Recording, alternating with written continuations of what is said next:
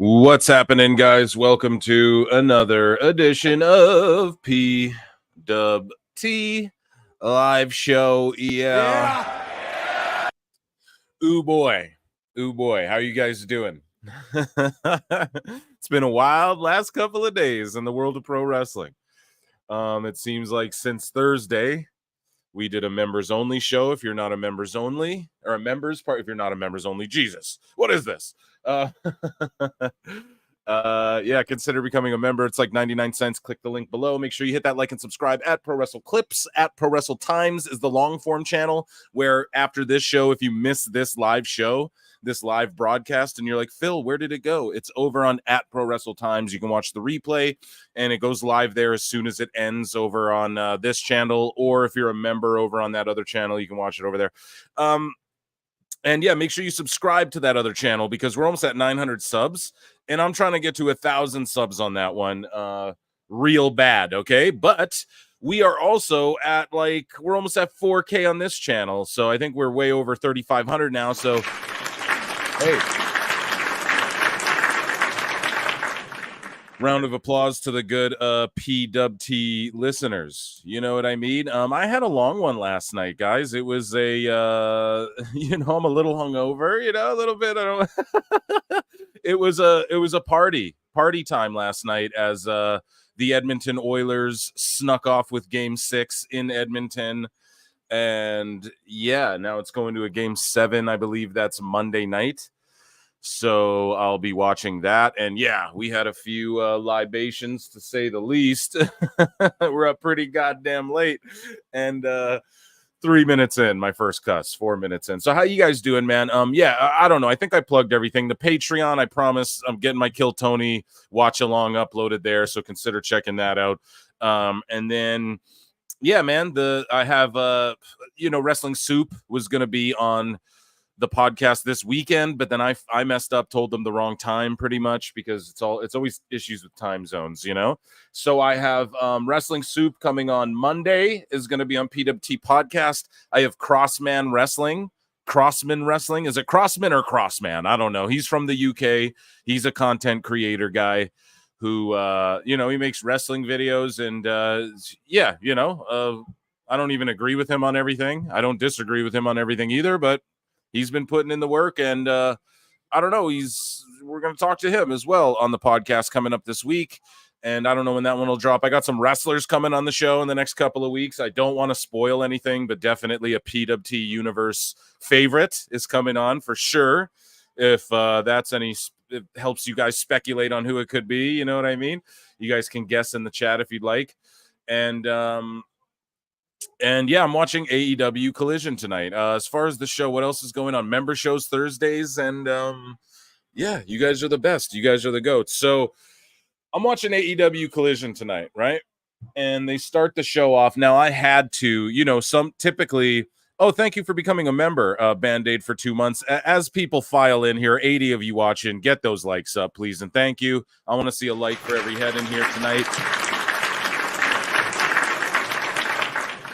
You guys typically always ratio yourselves anyways in the likes, so that's always a good thing. But and thank you so much. You can become a member like Band-Aid, and I try and show all the member chats. It's real hard, so if you want something to be seen, you send in a super chat. And shout out to Nisha Lane, who's in there modding stuff. If you need any, she can direct you if you need any help with anything while you're in the chat. Anyways, guys, so I'm trying to read the chat here. I'm seeing sex tape, 99 cents, folks, for a membership. Yeah, consider it.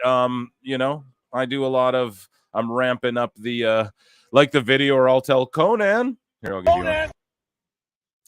But man, I had to watch this Collision because, Dynamite did their lowest rating. Here, I'll share. Let's delve into Phil Marks, bookmarks. Are we all trying to make it through Collision? I give myself a half hour before I'm bored. LOL, I'm already bored of it. And it's Joe, Shibata, and Hook, who I want to like, taking on the Premier Athletes, who I want to like as well, but random mishmatch nonsense. And I just wanted to see, like, what are they going to do after their worst rating ever in history? Like, how are they going to, what's Collision going to be like? Are they going to address anything? Are they going to, I don't know if this was pre-taped either. Is this Collision even live? I don't think it's live. It don't say live on the TV. I don't even see an AEW watermark, so maybe I'm a fucking mark, and they're, oh, dude, I'm already dropping F-bombs, not even 10 mins deep. Oh, well. Yeah, so I don't know if, like, their productions, screw in the pooch. I'm trying to not cuss, guys, okay? It's a Saturday night. There's 101 of you in here. My word. Hit that like button on the way in. We got John JID in the chat. He's this guy has not, John, it's good to see you here. You cannot get over fucking Kendrick and Drake, can you, dude? So John JID says, being a Kendrick fan, Damn was the second album I ever bought as a kid. I could tell AEW fans blaming Kendrick for ratings have no idea about Kendrick. Yeah, so guys, like, I'm gonna get into it, right? I didn't even send invites out here either, so I gotta DM some folks. Some people I know are wanting to come chop it up tonight. But anyways, like, yeah, there's all the excuses in the world, bro. There was the excuse that the Black Panther movie, okay, was what happened to AEW. So we're gonna get to all that, all right? We're gonna get to all that, but that's sort of, it's not the main event of the evening, but it kind of is, okay? Is us covering those ratings. And thank you, John JID. And I like how you brought it to Kendrick and Drake, because that's something you're passionate about, and it got tied into the AEW stuff. And I like that. I like that a lot. So before we get into any of that, though, I want to review SmackDown with you guys, because it was stellar. And not only was it stellar, but did I not share the goddamn, I was going to share you guys the Collision matchups here. So here, we'll review SmackDown, but let me just show you the Collision card. Let's chop it up in the chat a bit. Are we excited for anything on Collision? Then we'll get into SmackDown. NXT was phenomenal, Raw was phenomenal, this SmackDown was absolutely phenomenal. WWE having one of the best weeks, I would say, creatively, like, in a minute here. And so look at this poster. Like, first off, the color on its complete ass. They have Sting tweeting it out, right? I don't know why I even bookmarked that one. They have Sting tweeting it out. Like, they need that. You know what I mean? They need his help to promote this. And let's take a look. We have an international championship match, Ospreay versus Brian Cage. Okay, why? Awesome, because the Gates of Agony want to beat up Swerve more, or like, what's going on with that? We have an AEW Continental Championship Eliminator match, Kazuchika Okada versus Ultimo Guerrero. Ultimo Guerrero, I mean, yeah, like, I don't know if this is like his son with his name passed down, but if it's the Ultimo Guerrero that I know, Damn, a legend, but like, why? Okada's been fucking with all these other people. Like, why wouldn't he be fighting? You guys know what I mean? Like, why wouldn't he be fighting someone, one of the many people he's been fucking with alongside the Bucks and everything? It just makes no fucking sense. And then an eliminator match. Why? What's the point of an eliminator match? I don't even understand the point of that. You know what I mean? And I'm just sending out the link here, guys. I want to see if maybe Awful will tap in. But yeah, I want the chat to tell me, like, what do you guys think about this card? I'm going to keep running through it here as I just DM out this link a little bit here. There we go. Okay. And yeah, oh yeah, another well, I'll bring that up later. It has to do with Wrestle Ticks, right? Because they got a little controversy going on surrounding them too. So this is a crazy show that's going on tonight, guys. Okay, we got a lot to get to, so I'm excited. Okay, links are sent out, and okay, let's commence with this. So, Collision. We have Samoa, Hook, Katsuyori Shibata, and Premier Athletes. We're watching that right now. It's already gone on too long. They should have just squashed these athlete guys. We have Toni Storm and Mariah May taking on Layla Hirsch and Lady Frost. All right. Two girls who've been in ROH. Layla Hirsch had all the momentum behind her as like a female real-life Chad Gable or Kurt Angle. She got a severe injury. She's come back and just they haven't pushed her. Like, there's no spot for her anymore. Lady Frost is awesome. I think she'd be awesome in WWE.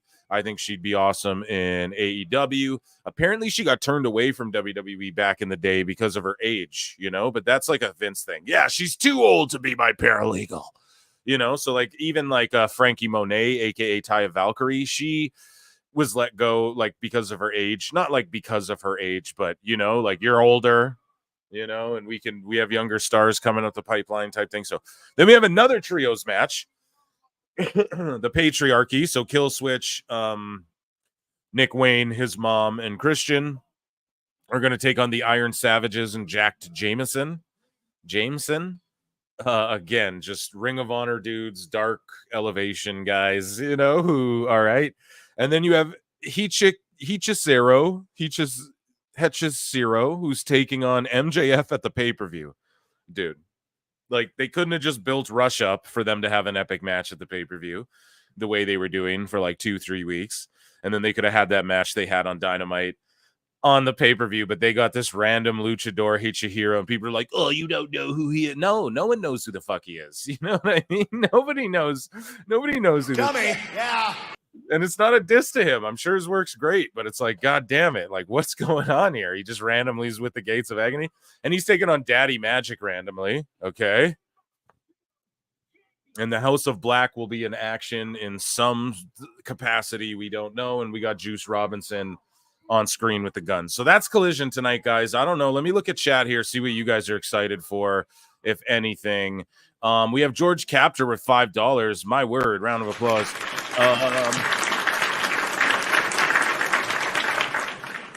I've never seen a SmackDown where I wanted to see a commercial to use the kitchen and bathroom. Hey, that's a fair point. I'm sure there have been some in the history books if we really broke it down.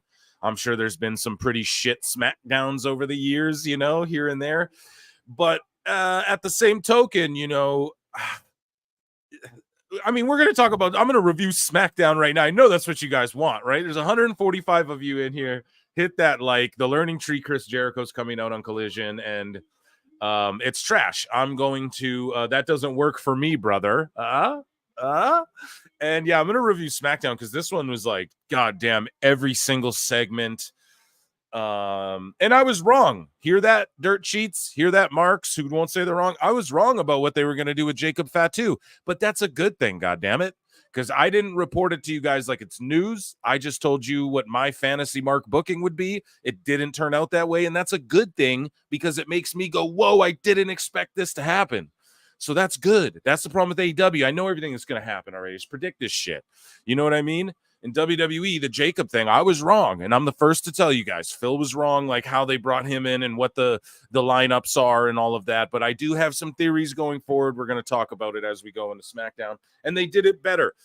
who would, I didn't know Jacob was going and like, look how jacked he is now. You know, he went and just got in tremendous shape to show up on SmackDown. We're going to talk about it. So transitioning over to our friends over at Bleacher Report, owned by WBD, which is an important component.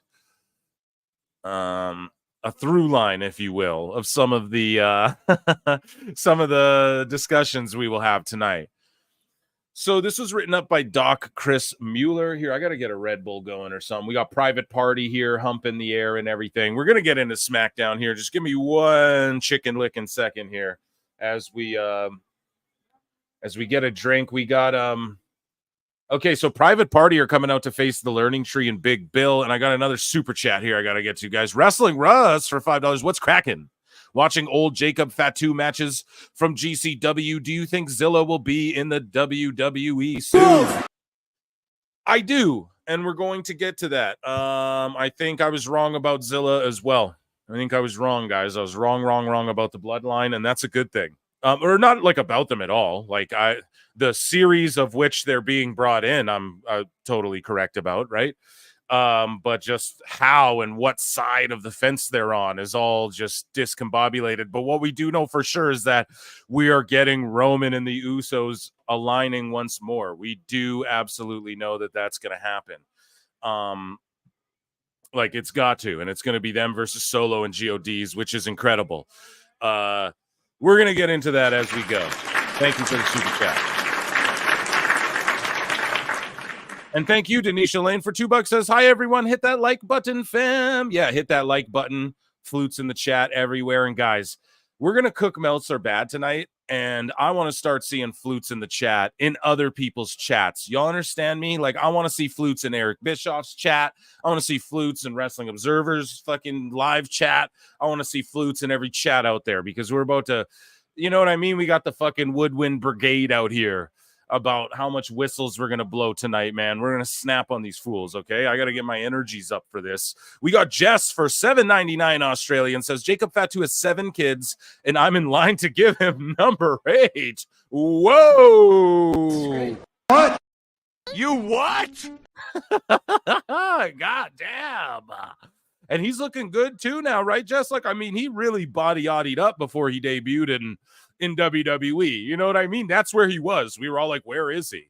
He's like, I'm gonna fucking lose 20 and bulk up 10, you know? And it's like, okay, brother, I see you. And the way they booked him was phenomenal, you know, being the Samoan who, you know, they brought in the Tongans and they're vicious, evil Tongans, bloodthirsty. And then Fatu, the whole rumor, like if you're an internet smarky smark like Phil Marks, you know, he's been to jail. His, you know, he's got 7 kids. He's really hood. He's a really hood Fatu guy. You know what I mean? He's a real dude. If there ever was a real dude in pro wrestling, and exactly, you know, he's a dangerous. Like he can't come into WWE because he's. And I'm getting FaceTimes. He can't come to WWE because he's a because he's this. Sorry, I'm getting calls and stuff, guys. I'm in the middle of my shit that I'm trying to get off about Jacob. So I thought that that's why they were going to bring Fatu in as the dancing happy Jay and Jimmy partner, because I was like, it's obvious they bring him in as like, oh, he's a dangerous man who, you know, like that was the obvious thing, but that's good. If that's the obvious thing. Sorry, I gotta fucking respond to texts and calls here while I'm trying to get this off. Yeah, so Jacob Fatu, he's this dangerous guy. He's like a criminal. He's like blah, blah, blah, blah, blah. You know what I mean? And that was, I think, the obvious route. And so that's why I thought they'd swerve it on its ear. And they did stick him with Solo, but he's Solo. It's not like, well, him and Solo are going to do the monstrous shit, but we just saw Jacob take off the top turnbuckle through the announce table outside. And we're going to see, like, he's going to be flipping around and shit, but don't expect them to. They're going to get his powerhouse moves over first. So he's gonna do the pop-up bombs, the pop-up fucking drops, the super kicks. Obviously, all the Samoans do that, other than like Roman. You're gonna get he's gonna do all of those moves, get those over first, and then he'll start like when he goes babyface. We'll see a moonsault at Survivor Series or whatever like that. But yeah, man, I really, really love what they're doing, and I say it's time to involve like Nia Jax and Tamina and Ava Raine and who else do they got? The Tongan twins left WoW, I think, or Glow or whatever it was, Glorious Ladies of Wrestling. And so they're twins, like female Tongan twins is their name. And they could come in and as well, right? Like, and you have a women's tag team division. Like, why not, man? Why not? Let's see it. So I say just go all out, and it's slowly but surely happening. And it's just awesome. But and the big dog Dakota Kai, yeah, I think she's like Tongan, right? But I don't think she's in the bloodline technically, right? And that's the thing with Tama Tonga and Tongaloa, like they are in the bloodline, like by Haku. Those are his adopted sons, you know. So it's not by blood, but especially like, you know, I'm indigenous people, like Aboriginal cultures and tribes, like that means everything, you know, like blood, ceremony, families crossing over, like that does mean everything. Truly, it makes you family. As much as The Rock and Roman go, we're family, and people are like, well, they aren't really. It's like, yeah, they are, dude. You know, that shit matters so much in these cultures. So yeah, I just love it so much, and I hope they bring the Tongan twins in. Let's expand it to the women. But here we go. Doc Chris Mueller. The show opens up, and I believe it was in Chicago. So yeah, so Punk, the show opens up and CM Punk comes out, and the crowd fucking erupts, and he's like, look at this live audience. And he's doing Edge's gimmick where he runs to side, but he actually can greet all the fans and shit because there's actually fans in the crowd.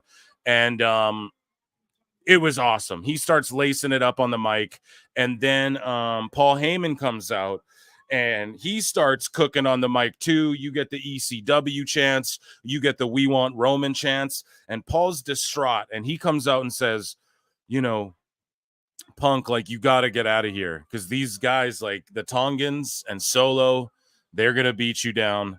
Like, you need to acknowledge them and get the fuck out of here. And then, you know, he's like, and then CM Punk's like, yeah, like, what is the favor? There was something, they go in depth about, like, there's some favor, like, if you do this favor for me and leave, like, or I'll ask a favor of you or whatever. And Punk's like, what's the favor? And then Paul's like, take me with you. So, like, he's distraught, man. He needs Roman to come back so bad. They're building up to this so well of, like, when Roman comes back, you guys, oh my God, it's going to be...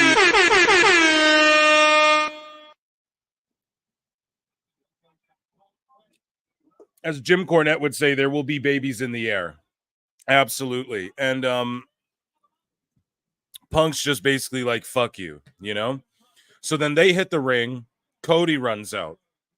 Cody Rhodes with a baseball bat. And him and Punk sort of fend them off. They don't really get in a fight, but it is what it is. And then later, we see Punk. I can't remember where it was, but he's all beat up and bloodied at the hands of Drew McIntyre. So Drew McIntyre beats him down, bloodies him up. Money in the Bank is in Toronto. And so, yeah, dude, Punk's all bloody and beaten up, and Drew McIntyre's holding him and carries him to the ring, leaves him there. Aldis comes out, the best GM, like he's getting right in fucking Drew's face, pushing him back, like, let's go, you know. Yeah, Roman got a chant during the Punk segment in Chicago. That's how over he is. Yeah, and Punk said that. He's like, you know, he's like, Paul Heyman, I think you're the only guy who could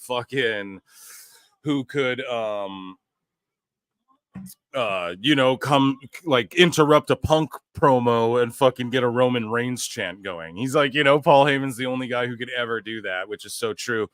And so yeah, like Punk's bloodied, beaten up, he gets stretchered out, Drew McIntyre snapped, but obviously he didn't quit WWE. Like, he's clearly part of the story. Then we have Bianca and Jade backstage. Jade was a little cringe, I'm not gonna lie.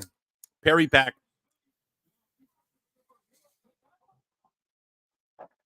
I won't lie, it was a little cringe. And you have Private Party doing Stone Cold Stunners and shit. Like, this match is still going on, dude. This is silly. Anyways, they have a 3-way. Bianca, Michin, Chelsea Green. Obviously, they're going to build up to that Bianca Jade deception, and they're going to duke it out and fight. We know that. Bianca, however, hits the KOD on Michin. Chelsea throws her out of the ring, covers Michin. Chelsea Green is in the Money in the Bank. And I thought the match was excellent. So this SmackDown, great story work, great promo work, phenomenal crowd, wonderful matches, awesome matches. All of the matches were awesome. So this one was really good. This 3-way was like, wow, you know, I enjoyed it thoroughly, and the finish was great. It's what you got to do, you know. And now we have, because right before the match, Bianca and Jade were like, yeah, you go, like, Jade's like, you'll go win your match and you don't even need good luck and blah, blah, blah, blah, blah. And it's all just basically building up to one of them's going to turn on the other. I could see Jade being the one to go heel as well.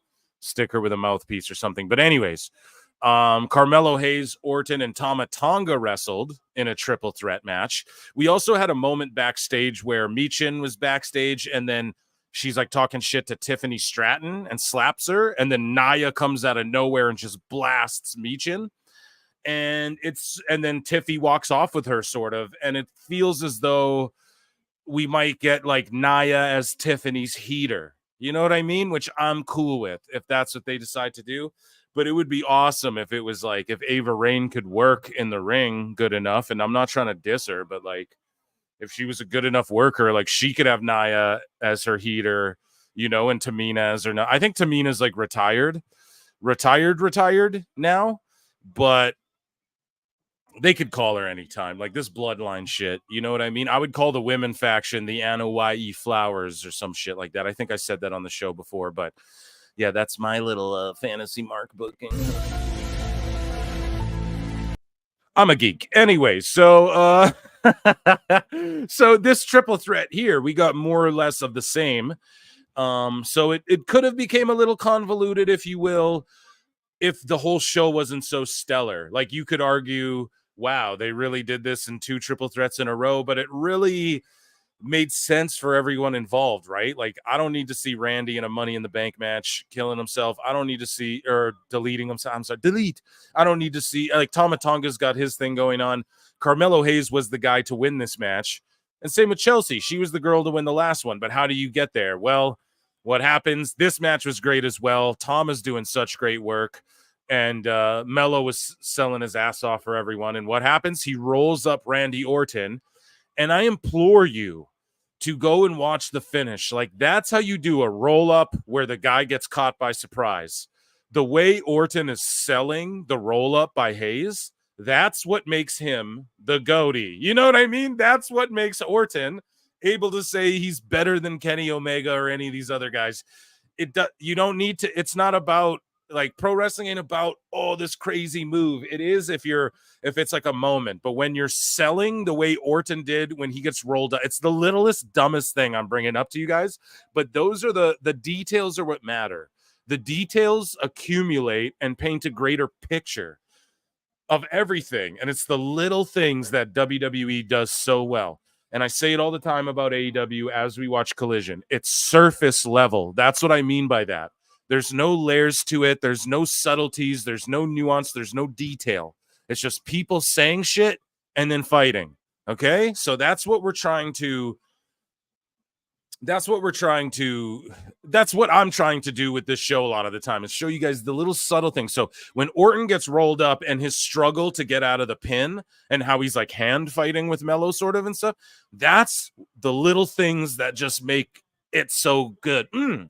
Chef's kiss. Anyways, blowing it to death. Love Orton. You guys already know. At least 9 more likes for 69 likes. Yeah, you get chat. Get it up to 69. You guys already know the drill. That's awesome. You guys are already that many likes only in the SmackDown review, the first chunk of the show. I love that. You guys are absolutely goated as well. So, Grayson Waller versus Kevin Owens versus Andrade. Now, at this point, I'm over the I'm over the triple threats. Also, sorry, I skipped over. There was a segment where, or I maybe didn't skip over it yet, but LA Knight comes out. Yeah, here we got to give our boys due. LA Knight. Yeah.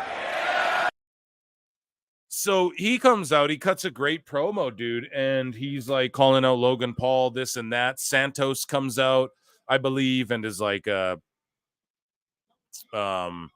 you, what did he say? Like, you're fighting me or whatever. Like, you got to deal with me too. Don't just worry about Logan type shit. And then Logan out of nowhere, like unannounced on a SmackDown, showing he's really about it when it comes to wrestling, and I appreciate that with him, man. And he showed up and he did business with LA Knight and he laid his shit in and he made it look good, and everything he's doing is awesome. So shout out Logan Paul, and I can't remember if that segment happened before or after this, but I digress. We get into this triple threat. So Kevin Owens' leg gets hurt at some point. You know, there's brawls with the Bloodline and everything, like Orton and KO and all of that. It's all interweaving, and so he's in a triple threat with Waller and Andrade El Idolo. And so again, we're okay, so it's like Andrade's the guy we all want to see in the ladder match, right, folks? Kevin Owens is busy. Waller's a tag champ. Like, how do we get there, though? You know, the current speed champ, Andrade, as well. How do we get there? Well, of course, there's a schmoz, there's this and that. Not really even fully a schmoz. It's just like before and surrounding, like there's extra security in case the Fireflies show up or whatever, like or the Wyatt Six, you know, like there's just, you're on the edge of your seat. It's so tense and intense, and it's very much like what's gonna happen, you know, like there's a lot of that going throughout the whole night. And so like it's not a schmoz really, but KO's out there selling his leg, so it's like it's some bullshit, but it's just to make it like KO's can't. Otherwise, he should be just winning this match automatically, right? So they're doing awesome stuff here. Owens eats a DDT on the outside from Waller. Waller goes to do his finish where he jumps through like the middle and bottom rope, somersaults, jumps up and hits the flatliner, and fucking Andrade catches him in the air with his like double underhook spinny neck breaker move. I forget what he calls it now. There's a name for it, but maybe he has it here. I don't know. Yeah, but man, that finish was like, dude, like it was like an RKO out of nowhere level of like, dude jumps from the outside of the ring into the ring, jumps in the air, gets caught, does a 360 spin neck breaker, boom, 1 2 3, just phenomenal. Like a great match. This guy writes here, the sunset flip power bomb out of the ring looked nasty. It absolutely did. Andrade's just, he's so good, man. So happy he's in WWE. And then the main event. So earlier in the night when Cody comes out and he saves Punk, he goes, yo, I'm gonna fight you solo, one-on-one. Fucking these guys are barred from the Tongans aren't allowed. Kevin and Randy will stay in the back and Punk will be gone or whatever. You know, he won't come help me. And of course he wouldn't be able to because Drew beat his ass. And yeah, you know, it's just me and you. Let's do it. And then Solo's like, okay, let's do it. So of course the match is great. It's awesome. And this is a solid TV match. And some people might be like, oh, the Bloodline run out again. It's like, yes, dude, like old habits die hard. Okay. But it's something that we know is going to happen. So it's like a narrative tool. It's a story tool they can use to, like, they almost foreshadowed it, but they didn't really, you know, like we knew, okay, if the Tongans aren't there, but then they run out anyways. And we go, well, of course. So it doesn't really matter that the Tongans weren't there, but then Jacob shows up. So if the Tongans were nowhere to be found, you could predict, oh, Jacob's going to show up probably, or Hikuleo. But it's the fact that they then did run out anyways. And then we all go, we're not expecting we're just like, okay, it's just the typical beatdown, right? And then when the baby faces get the upper hand, you don't expect Solo to come out, or pardon me, you don't expect Jacob Fatu to come out still. I felt like Solo's going to get his. Something weird's going to happen. Maybe Heyman gets in between, or who knows, right? We don't know. Maybe it's Hikuleo's time, whatever. Boom. It's it's Jacob, and he comes out looking like a bloody savage. He's bloodlined up. He's jacked up. As I said earlier, he dropped 20 of fat. He bulked up 10 of muscle, it looks like. he looks spry, man. He was moving around really well. His facials, like just getting over the fact, like, yeah, this guy's terrifying. Keep him away. Everyone's like, we heard the rumors. Like, he's such a dangerous guy. Blah blah blah. He stacks Cody up on the announce table. Jumps off the top rope from the ring, Logan Paul style, to the announce table, crushes Cody Rhodes. What else, man? He super kicked the shit, and he laid those kicks in, daddy. Because, like, KO and Orton and them run out, to save Cody or whatever. And, yeah, man, Fatu laid in those kicks. I didn't know. I was like, is he going to do a I don't know. He did a pop-up Samoan drop on the stairs to KO. He fucking sprinted around the ring, Roman style, speared. And I love that they have these moves that the Samoans have always kind of done, and Roman really made the spear one of those now, to where it's like the new generation of Samoans are all using the spear through the barricade. I absolutely love it. And joining us on the show here right now, guys, not to diverge, but Evil Ghost, round of applause. He's going to talk to us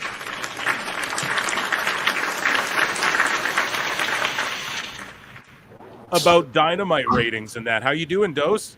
I'm doing fine. I get to talk about Dynamite ratings?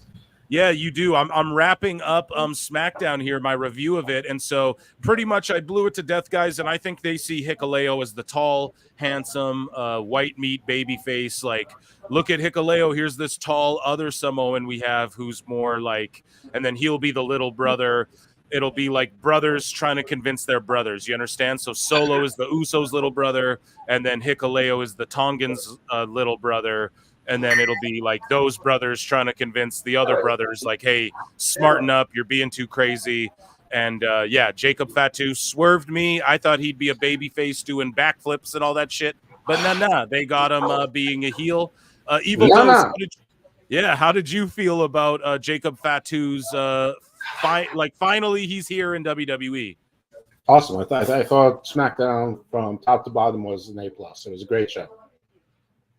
And I think that this Bloodline Civil War, while we're going to be teasing it for a while, I think it's going to take a lot longer than people think. I think we're going to get a Cody and the Avengers versus Bloodline before we get a Bloodline Civil War. I agree with you on that, and I saw you tweeted that out, and I couldn't agree more. I gave it a heart, and I think we also see that too. I think we see Cody and the Avengers assemble versus this evil Bloodline, and then we'll slowly see the Bloodline be like come back together, like the OG Bloodline with Hikuleo or whatever, and possibly Zilla, who, again, someone asked me earlier, so I'll answer it now. I had said Zilla needs work. He has a background too, like a history, like Jacob. And those who know. And he needs a lot of work. I saw him in OVW. He looked really green. I watch him quite frequently. He's in Reality of Wrestling, but he too has really jacked and bodied himself up. And that whenever somebody like Punk or anyone bodies up and they're a free agent or you got to know they're getting ready for their debut in WWE. That's probably what Hikuleo's doing too. He's probably getting jackied because he's a big dude, but he's skinnier, like a little on the scrawnier side compared to his brothers. So, I don't know, man. Zilla, I think they will bring him probably main roster sooner than we think. I heard NXT first. That's what I was hearing. People were like, nah, he's going NXT first. But that's neither here nor there because I think he's just going straight main roster with how hot. And I mean, they have time. It's not like the Samoans got to do much. They just beat the shit out of everybody and kind of dip out. You know what I mean? Yeah, I think him and Hikuleo will ride both brands. I think they'll get their training and whatnot on NXT, but I think they'll be part of the beatdown crew on the main roster, and they'll be like the Bloodline's representatives, at NXT. So I think they can do both. It's not that difficult to do it logistically, and not everyone needs to be on every show. But it's fun to think about. But it's not like Zillow's coming in completely blank.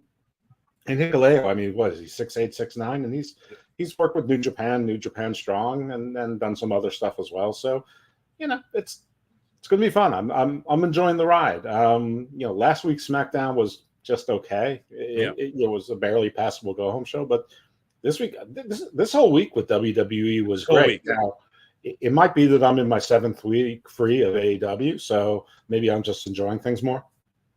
Well, you're not the only one, man. A lot of people weren't watching AEW. So I got some super chats I need to get to. Wrestling Russ for $10 says, I like how WWE is starting to slowly push their younger talent. Examples: Ludwig, Grayson, Braun, Andrade, and Mello. Waller lost triple threat, but looked really good. Exactly. And he's a tag champ. And also, in here, I'm going to give you some air noise for that.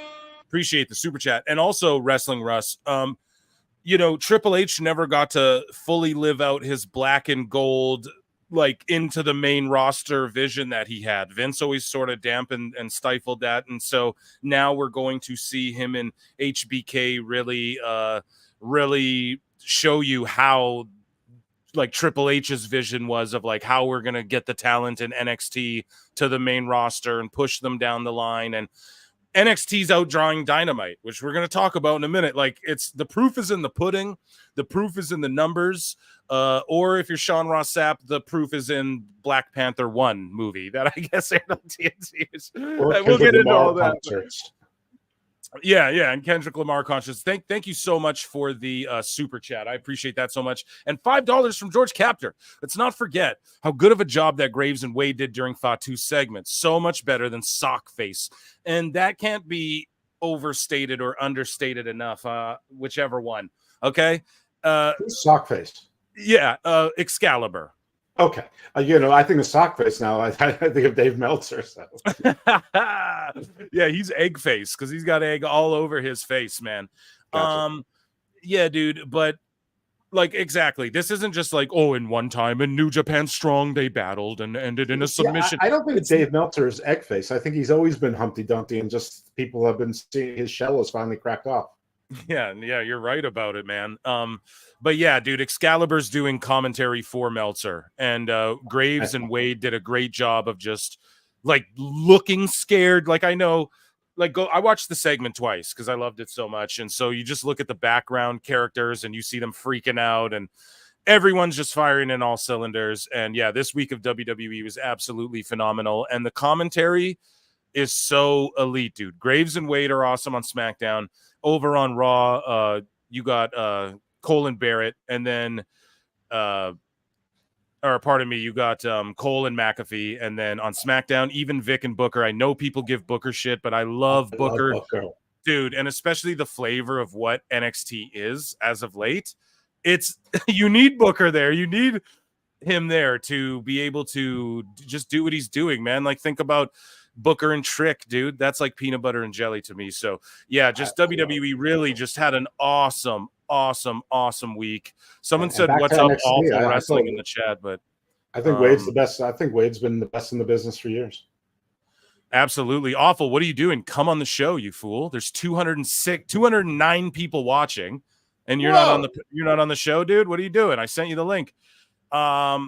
Yeah, guys, and make sure you hit that like. So there's 210 of you watching. We're hitting, like, all-time highs here as far as, like, just a standard Saturday.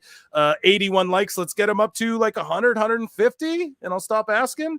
Hopefully Awful joins up. But, yeah, so just round of applause for WWE, I guess, this week. And we'll transition into some other stuff.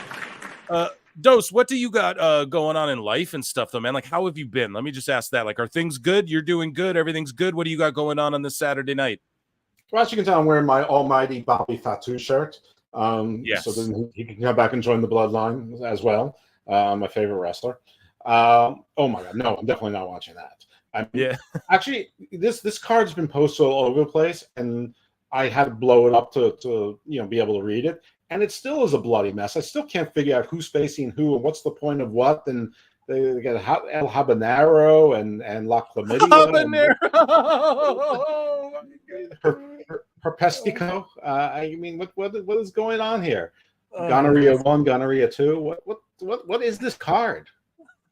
Dude, it's ridiculous. I'm watching it right now. Okada's fighting Ultimo Guerrero. And, I mean, cool, right? Is that the one that Tony was tweeting what a legend he is? That he's yeah, and he is, bro. Like, but it's like in Mexico, he's had some great matches too. If you look back, him versus Ultimo Dragon even, and like different different people over the years, but he's just older now, and then he randomly gets a 30-minute long title eliminator match on we're headed to Forbidden Door where it's CMLL and New Japan, and it's like, just look at what NXT did with Joe Hendry, and then a fake number. I find this so funny too, Dose. I'm so glad you're here, because Dave Meltzer and them, Tony Khan, all these fools, they're talking about how WWE's leaking fake numbers. Okay. So then what happens is NXT gets a fake number leaked about it. And I'm always pointing out on this show, like, they're always projecting. They're always talking about bots. And then then they have all the bots. They're always talking about the toxic fan base, the toxic people who will say this and that. And then their people are the ones being toxic who will say this and that. Even they are, the way they've been, like, their agenda's clear. They're currently Wrestling Observer and Figure 4 Online, Brian Alvarez and Dave Meltzer. Guys, I don't even know if we can have a moment tonight. It's just, we're going to just cook these fools all goddamn night. So I'll play a flute in a minute when we dive into shit. But all I'm saying is that Meltzer and these guys have been perpetrating forever that Trick Williams ain't shit, NXT's bad, like for the last handful of weeks now, and to try and big up Dynamite. And then all of a sudden, after they accuse people of leaking fake numbers, a fake number comes out for NXT. Then NXT's number was way better. And then a number came out for Dynamite that was really low and shit. And then they tried to go, well, that's probably not even going to be the actual number. And then it turns out it was the real number. Yeah. You guys following me? This week was perfect. Yeah, it was perfect in every single way. Insane. Dose, your thoughts, man. Like, talk about it. Like, what's going on here, man? You're smarter than me when it comes to this shit. What's going on with all this? Like, it's just more projection on their end. I feel like they tried to leak a goddamn number about NXT. They have this agenda. I've been covering it for weeks now. If you tune into all the shows, I'm telling you guys, man, they're fucking doing the worst booked NXT in forever. Joe Hendry gets 5 million social media views in one day. Outdrew fucking everything since WrestleMania. Like, it's crazy. And then the fact that fucking Dynamite did the rating it did, and then the excuses these motherfuckers have, the Kendrick Lamar concert, right? It was Juneteenth. What the fuck? They're trying to say Black Panther was on TNT. Like, they literally are saying the lead-in wasn't Big Bang Theory. Right. Well, so you're admitting that the lead-in is... Notice how they blamed everything on something black. I mean, yeah, basically, yeah. I mean, this word's going to be in air quotes, but you, like me, until 7 weeks ago, I watched every single AEW television show there was, and most of the pay-per-views. And their air quotes crowds, you're not supposed to judge books by their covers, but it doesn't look like there's a giant overlap between the AEW typical crowd and Kendrick Lamar. Need to watch this concert live and not watch anything else, period. Couldn't possibly watch the concert on my phone and wrestling on TV or vice versa. Right. I mean, the AEW crowd looks more like maybe like the Wiggles. Hot potato, hot potato. I've seen the Wiggles 3 times. Oh my god! Yeah, no, I'm a big Wiggles fan. Yeah, me too. Shout them out, man. Yeah. Captain Feathersword fell asleep on a pirate ship. I mean, dude, I love the Wiggles, man. But here's Emma Wiggle. I like Emma Wiggle. You know what I'm saying? Here's let's move along here. Okay, we're talking about the Wiggles. Okay, listen. But listen here, okay? It's what you're saying is spot on, because they tried to bring Swerve out instead of giving him his big homecoming on Dynamite when he won the title. What did they do? They tried to parade him out in an overlap after a fucking Miami Heat game on that random Collision or whatever. Mm-hmm. We watched it, right? Right? Or it was like 2 weeks later on Dynamite. I can't remember, but they just waited on Swerve and they're like, yeah, we'll put him right after the basketball It was the Collision. Game. It was the Collision. Right. And it's like, okay, so what is, and then Paul Nolan comes on the show. He's like, dude, I don't really care. He's just like, listen, he's my, Paul Nolan's my good friend, world tour and DJ. And he goes, look, man, I've been to these AEW shows, bro. He's like, it's just looks like a lot of angry white dudes. You know what I mean? Not to, we got $5 from Owl's Night just to say nothing. So Owl's Night, I think you forgot to write what you wanted before you sent the thing. Thank you so much. Round of applause. Ask your question in the chat and I will read it. Ask your I'm a question, Limber guy. Owls Night, in the chat. Yeah, sorry, and someone will bring it up here, and I'll pull it up and read it for you, dude. Thank you so much. Or if you're just sending it to support, thank you so much. Either way, though, yeah, but we're gonna play flutes, guys. Like, don't worry. I know you guys. Shout out the Wiggles. We're getting in the chat. Aussie legends. Yeah, mashed banana. Awful. Still not in the show yet. I don't know why. He will be, I'm sure. Maybe he's on a date. Maybe he's on a date. Yeah, exactly. But dude, so maybe we had watching people the Kendrick Lamar concert again. Yeah. So yeah, dude, AEW does their worst ratings like ever. We have people reacting to it. So what was the rating exactly? It was WWE 502,000, a 0.16 in the demo. Right. So WWE Gareth has it right here. People fucking hate Gareth. Listen, I don't know. He's just trolling WWE shit. You can't let that shit trigger you, okay? Like, he's allowed to not, like, I'm allowed to go on my Twitter and go, fuck the Panthers, because I want the Oilers to win. You know? I'm allowed to go on my shit and go, fuck Bobrovsky, you know? So this guy's allowed to go and say, fuck AEW. Yeah. Why can't you just enjoy all hockey? Shut up. Yeah, no, bitch, I don't, because I want my team to win the Stanley Cup. Yeah, so it's so silly. And like, dude, why can't you enjoy all hockey? Because the KHL isn't as good as the NHL. You know what I mean? So anyways, so NXT, a 724. Now, your boy Phil, I've been breaking it. We don't even got it. I've gone over this for weeks and weeks and weeks. NXT already been beating Dynamite, but this was the irrefutable. Dave Meltzer can't say, oh, but the demo was actually 0.23, so they beat them because theirs was 0.22. He can't do that because the demo's a whole 0.10 lower. And it's a whole 225,000 fucking less people watch this garbage. That was this fucking Dynamite. And then you got, well, we're going to get, should I play a flute, guys? Does chat want flutes? I'm going to play one for you guys just because. You guys hit that like button and I'll play you a flute. We need it in our veins. We're going to just play like 10 flutes tonight. Because it's impossible. We can't. So this is Dave Meltzer, whole dummy of the show, okay? We'll play like 5 more tonight, okay? Just keep running those likes up and we'll just keep playing them. Because you got Brian Alvarez saying shit like, we'll break it down more. Like, we'll get more in depth. But he's sitting there saying shit like, no, this was an awesome Dynamite. It was great. No, it wasn't. We watched it on PWT. I'm convincing people who never watched the show to go, Phil, I'm going to watch it with you, man. Chat. In the chat, let people know if you don't normally or you normally shut it off or skip it, but you're watching it because you want to watch it with Phil. And then how many of you quit halfway in? Or how many of you were like, this is stupid, or we're pointing out what's dumb, or we're like, okay, this is good, but this is like, now what are they doing over here? It's ridiculous, man. It's not good that Ospreay came out and faced off with Swerve, and they're both supposed to be baby faces, and then he comes and faces off with MJF in the same night, and they're supposed to be baby faces. Meanwhile, we're trying to build Forbidden Door, and people are fighting Hitchahiro or Habanero or whatever the fuck Doe said.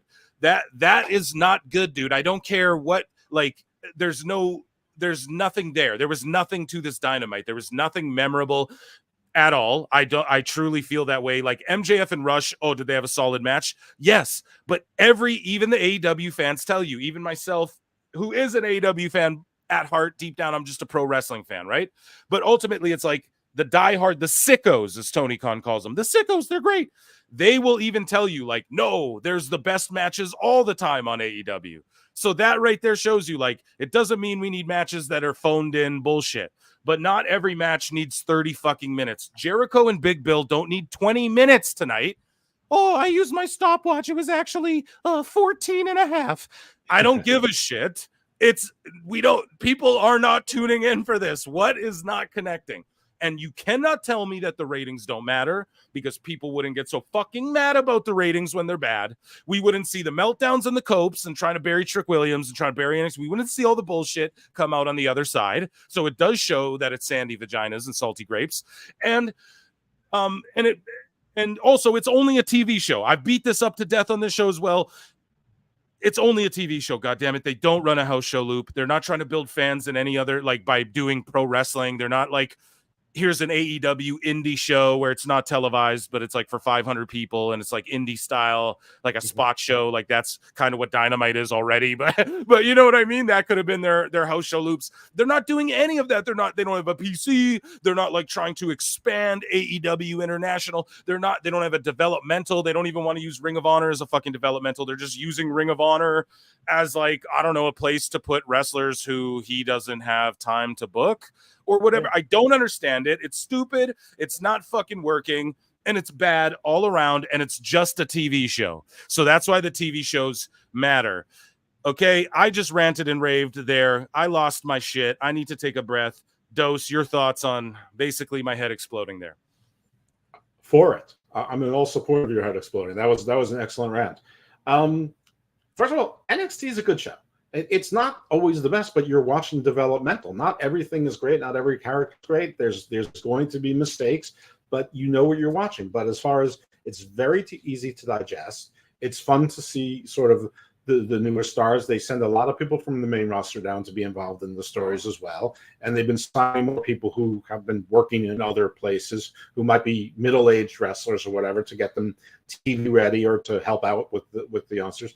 But there's also a shitload of really talented, really great-looking female wrestlers on NXT as well. Incredible amounts. Yeah. And they do not shy away from the sex appeal. Not at all. So there's all of that. But basically, it's just everything makes sense. The booking makes sense. You can tell when they're transitioning one story into another feud and why. There's always a connective tissue. And Triple H and HBK book very similarly. There shouldn't be any shock there.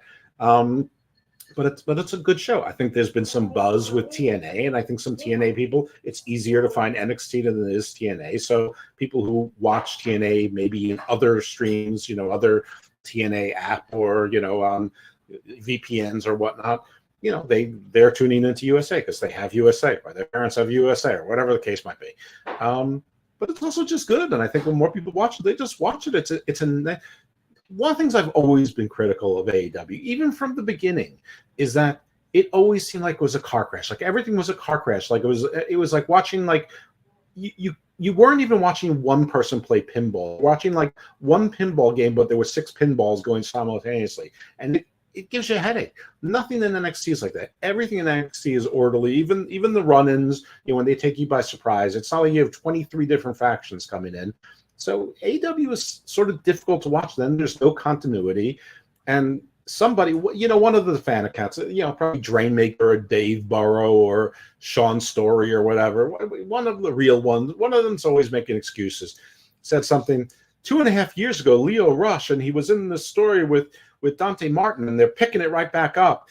Who says AEW doesn't tell stories? No, they don't know any other stories. They put the 4 young black guys in a group together, and they don't trust each other. And all that says is that the Martins haven't advanced. They haven't in 2.5 years. Their position on the card hasn't changed a bit. They're with Leo Rush, who isn't under contract. He's just doing an appearance because AEW, I think, is on a secret sort of contract spending freeze. But this is great. But the real MVP is the Big Bang Theory. And it's undisputable now that the Big Bang Theory on the front end, and to a lesser extent, Young Sheldon on the back end, are the MVPs. They were jogging the numbers. That first minute of 1.5 million was changing that whole first quarter to make it look like there's, 878,000 people starting, when really by the time it rolls around to 802, or whenever people got back from the pizza place and realized they didn't turn the TV off or whatever the case is, it drops down 150. But even in this show where it started, the high was 588,000. They still lost in the overrun 160,000 people during the course of. I figured at least if in this honest count, it would be a more flat plateau. It would be more like sort of 500s all across the board. Nope, they still had that steep dive, even into the overrun where the main event which was Hechicera or whatever his name is. And this is Tony Khan. He books for himself. No one in the U.S. wants to watch Hechicera. And when I say no one, I realize there are people who do.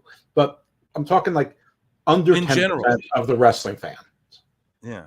Like the exception doesn't make the rule. We're talking about in general when we say like, well, no one wants to see that shit. At least not yet. Build up to it. Give me a few weeks. Like, what's going on? Right. And that's because we know that they're going to be forced onto Forbidden Door. Nobody wants to see CMLL in Forbidden Door. I'm not even sure anyone wants to see New Japan in Forbidden Door anymore because everybody that was good in New Japan works for AEW right now or someplace else. Maybe Stardom, I mean, they've already ruined the best thing by doing the HLA. HLA. Yeah, my favorite part of the show. Yeah, pal. Just it was my favorite look at before my I text left. messages. Yeah. Here, Owl's Night question was, remember when I sent a comment early on the channel about CM Punk on NXT and NXT going to an indie-style show? I don't know what you mean by that, Owl's Nights, but CM Punk has been training in NXT with folks, and they have sent Brooks Jensen and other talent to, like, indie shows and stuff. I know that, so it's happening. You know, what's the meme, right? Like, they're spreading out. It's Shawn Michaels and Triple H. They understand what their mission is. I hope that answered your question. And thanks, chat, for digging it up. You guys are goated. For $2, I love luchadors. I have no interest in Hechicero. I love lucha as well. See, here's the thing. I'm being entertaining and for comedic effect. Like, I definitely am familiar with him, but it's not like I'm going to go out of my way to watch him versus MJF when they had MJF versus Roosh right there. And I put Roosh over every goddamn show. Nope. So I don't care. You know, it's like, what is this? You know, why is he aligned with Brian Cage, but they just kick Swerve and them out of the group? Like, makes no goddamn sense. But yeah, thank you so much for the super chat. And I hope that answered the other question there. Okay. So moving along, here's the ratings. I mean, we already went over it. NXT, they're beating Dynamite into dust. Also, I'm so glad you're here, Dose, because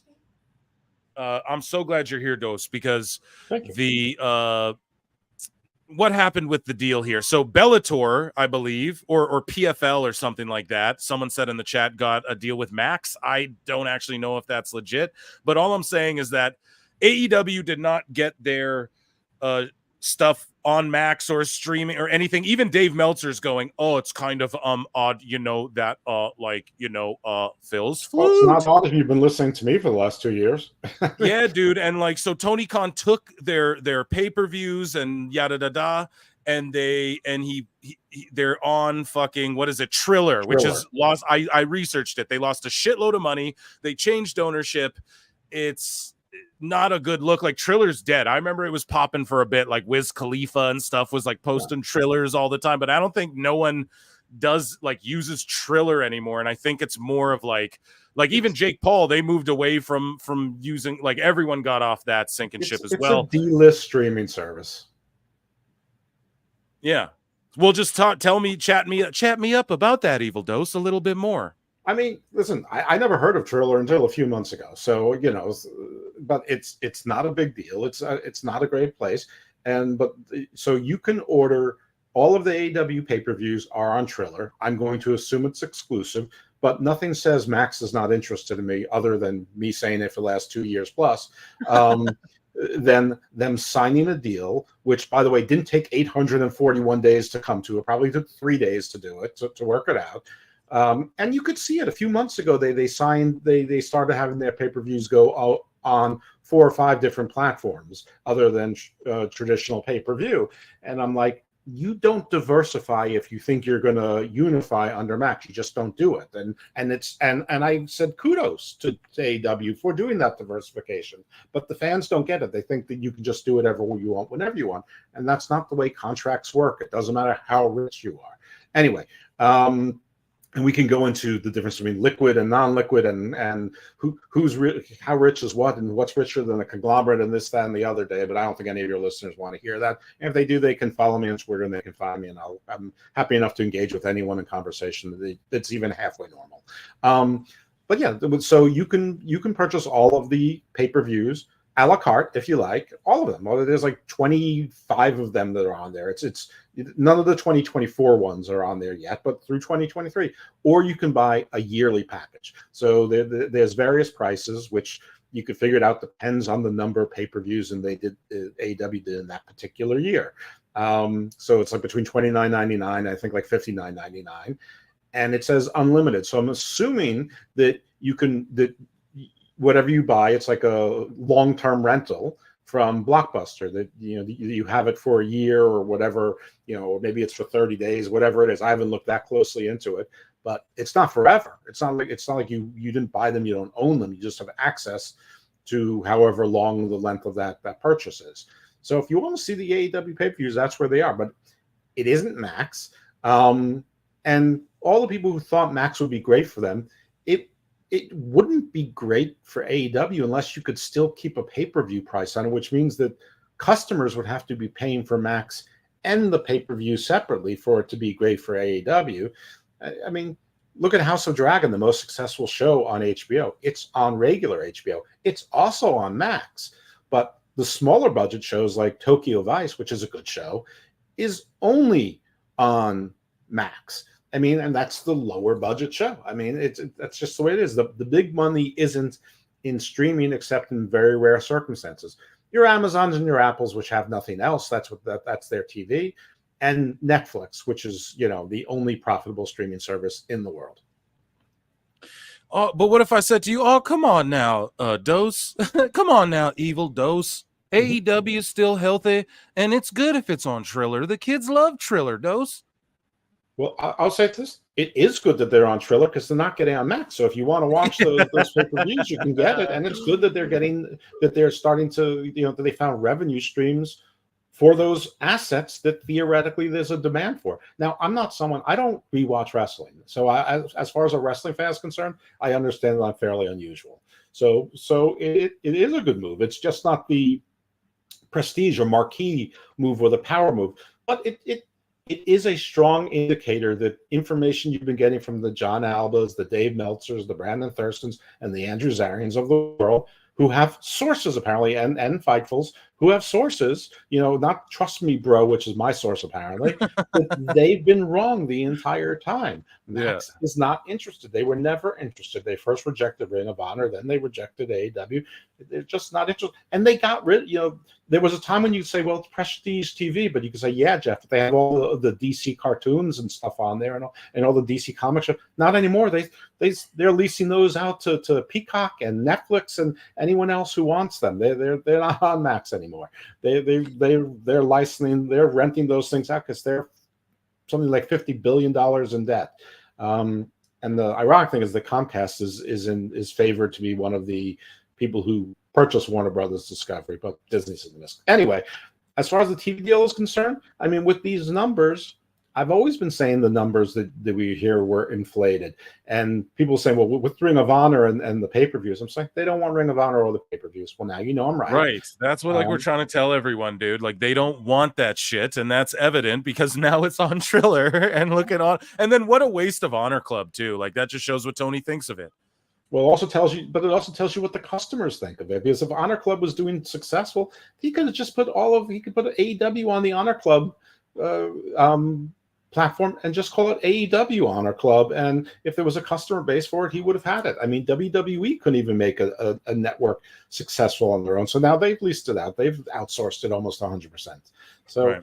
And they saved almost $200 million a year doing it, plus getting like $220 million a year or whatever they get. Just domestically as well. And there's other international partners. But, AEW Dynamite merits a more applicable comp is NXT. I mean, now it's clear as day that it might be overvalued, but even with the lead in, its comp is closer to NXT, and Collision and Rampage are way behind. And people are like, what do you know about the TV business? First of all, I don't know much about the TV business. I just happen to know somebody, a few people who are in that business and a few of them that are close to this situation, one in particular, and they tell me things. So it's not like I'm not a journalist, but you don't need to. Me neither.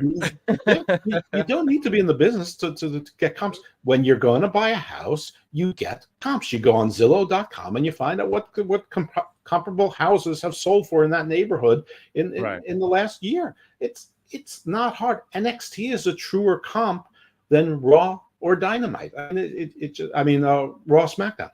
It just is. It's just obvious. It's like I don't know why people who understand things in the regular world do not understand things when it comes to wrestling. Man, it is just, it's crazy. It's really crazy. And it's shocking because Awful asked me, he's like, what do you think this show is going to do in the ratings, Phil? And I was like, this week, or I was just like, it'll probably do like its normal 728,000 or whatever the fuck, like whatever Dynamite usually does. Dude, the lowest ever. So crazy. Eric Bischoff had comments. He tweets out clown car because, of course. Sorry, I didn't mean to unlike that, but yeah, he has every right to, especially all the shit that's been talked to him by their talent and Tony Khan and that, especially after they try and do his shit only worse than him. You know what I mean? So I mean, we'll play flutes, guys. I told you we'll play a bunch of them. Get those likes up. There's been like over 260 people watching tonight. Like, goddamn, your boy Phil's a draw. I'll tell you that, or maybe it's Dose. I don't know, but either way, make sure you hit that like. I think we're at well over 100. Usually I stop complaining. I'm not a draw. I have a couple things in common with Will Ospreay. I've got a strange accent. I've got bad hair. I'm not a draw, and I have a red. Oh man, that's so good. But yeah, guys, get that likes up, and yeah, I'm gonna play you a flute because we're gonna just get into it tonight. There's gonna be a lot of flute playing. There's gonna be a lot of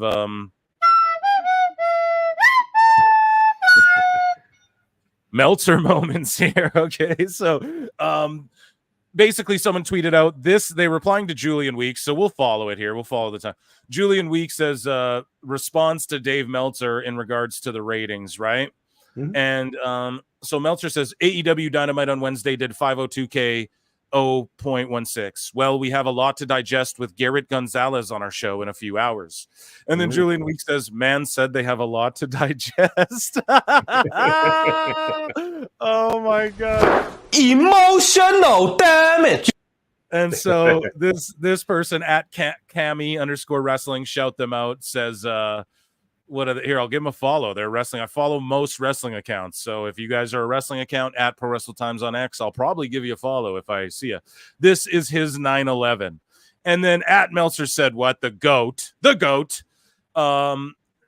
has, of course, he puts it together like nobody else can. He reads the shit and then I reread it so you all don't have to. So at Meltzer said, what? Says the Warren Commission report on the AEW Dave is now up exclusively for $15. Dave upped the price of his newsletter. Yeah. I wonder why. Dose, what are your thoughts on him upping the price of the newsletter when he's been fucking for life the last 5 years? Losing customers, raise the price. You gouge the people you have. That's what you do before you die. Oh man, it's so evident, bro. They're calling for help. Conan. Oh man. JD from New York knew he had to change his song. Listen, I want Dave to write all the time forever, okay? But it's just funny he's now exposed for this shit. And I don't want AEW to die. I truly don't. Like, this isn't, I take no pleasure in seeing it be the lowest rating, but I do take pleasure in it. And I tweeted this at Bubba Ray Dudley because he was getting mad. You know, he's sort of sticking up for AEW a bit, and that's fine. Everybody has every right to, and I will too in certain aspects. Like next week, they'll probably do like 719,000 probably or so. Like this isn't like the end all be all moment, but it's just funny from the shit they've been talking and the clear agenda to trash NXT and be like, this is the worst book thing since Vince McMahon, like evoking Vince in this. Like that's fucking. It's what just was so badly booked about NXT. Whether they made that Joe Hendry was the first one eliminated by Frankie Kazarian from the promotion. Right. They wanted Joe Hendry to win the Battle Royal, and well, the fans said this is bullshit. It's like, yeah, so they just put a bunch of heat on Kazarian Hendry, and then they're gonna wrestle on TNA, and a bunch of those fans might go, I might need to watch this now, Dave. Fucking idiot. They're trying to build. It's not just like here's Hitchicero. He'll fight on Collision, and then he'll just face MJF because Roosh was feuding MJF. You know, or whatever the fuck. It's so stupid. And it wasn't booked badly. It was just them. So I take pleasure in this happening when they talk all this shit and they tell everyone they're broke and poor if you watch WWE and you're low IQ if you watch WWE and NXT's the shits and Trick Williams isn't over. He's not good. So when they start doing all that, yeah, I take great pleasure in laughing at like, I take no pleasure in AEW being down in the dumps. I take great pleasure in being right. Yeah, me too. I want the world to make sense, and AEW doing well doesn't make sense. Yeah, dude, it would fuck everything up. Be like a bunch of Mandela effects happening and shit all around us. Things would start going Inception. Buildings would start folding in. No, but That's listen. exactly right. It'd be like the multiverse of madness. Oh, come on now, Dose. As Conrad Thompson would say, come on now, Evil Dose. A healthy AEW is good for the wrestling business. And can I sell you some insurance while I got your attention? Yeah, so, I see. The thing is, it's not a real market, so it's unhealthy. I mean, it's good while it's good, just like every bubble. It's good while it's good, but when it bursts, it's devastating. Man. So speaking of devastated, right? Dave is just in the Observer Figure 4. AEW Dynamite on 6/19 did a disastrous rating, by far the worst in history of the show, with 502 viewers and a very poor demo. 213,000 viewers. Oh, was the demo. Okay. So about half the number. Okay. In 18 to 49 and had a 0.13 in 18 to 34. God, that's so stupid how they even split those up. It's just such word number manipulation garbage. Anyways, the key was the 35 to 49 number. Oh, is that the key? Which is usually stable, plummeted as 18 to 34 was actually slightly up from the near record low number of the week before. The big question is why? How? The big question is why? You what? Dave, no, it's not. We've been telling everyone. I've been screaming and playing flutes from on the mountaintops for ages now, it feels like. Everyone's telling y'all why.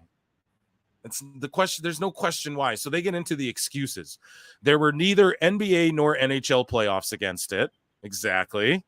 The show itself was very strong as far as wrestling. Okay, no one cares because all the wrestling on TV is very strong. TNA, the wrestling is very strong. WWE, the wrestling is very strong. In AEW, the wrestling is very strong. But you can argue it's not. You can honestly argue it's got the worst wrestling. They do the most athletic shit. So you like move porn. Cool. But that's not the best shit. Like that's not the best wrestling. Wrestling being very athletic and laying in a chop or a punch and doing a 630, that's awesome as like sprinkles on top of the hot fudge sundae. You know what I'm saying? The ice cream is the fucking foundation. And what is the ice cream in wrestling? It's the facials, the selling, the pacing, the psychology, the build, the character work. That all comes in like psychology is the key, is the main thing in the match itself. Then, okay, so that's delicious ice cream right there. Then you can put all the false finishes and the blood and all that shit. That can go on top of it to make it better or elevate it, as long as it's not overdone, though. You ever had a sundae that's all goddamn sprinkles or all too much chocolate sauce? It ruins it. So, God damn it. Does that analogy work, chat? Let me know. Anyways, I'm yelling here. So the big question, there's no big fucking question. The show is not strong. The wrestling's good. It's always good. Who cares? That's not enough.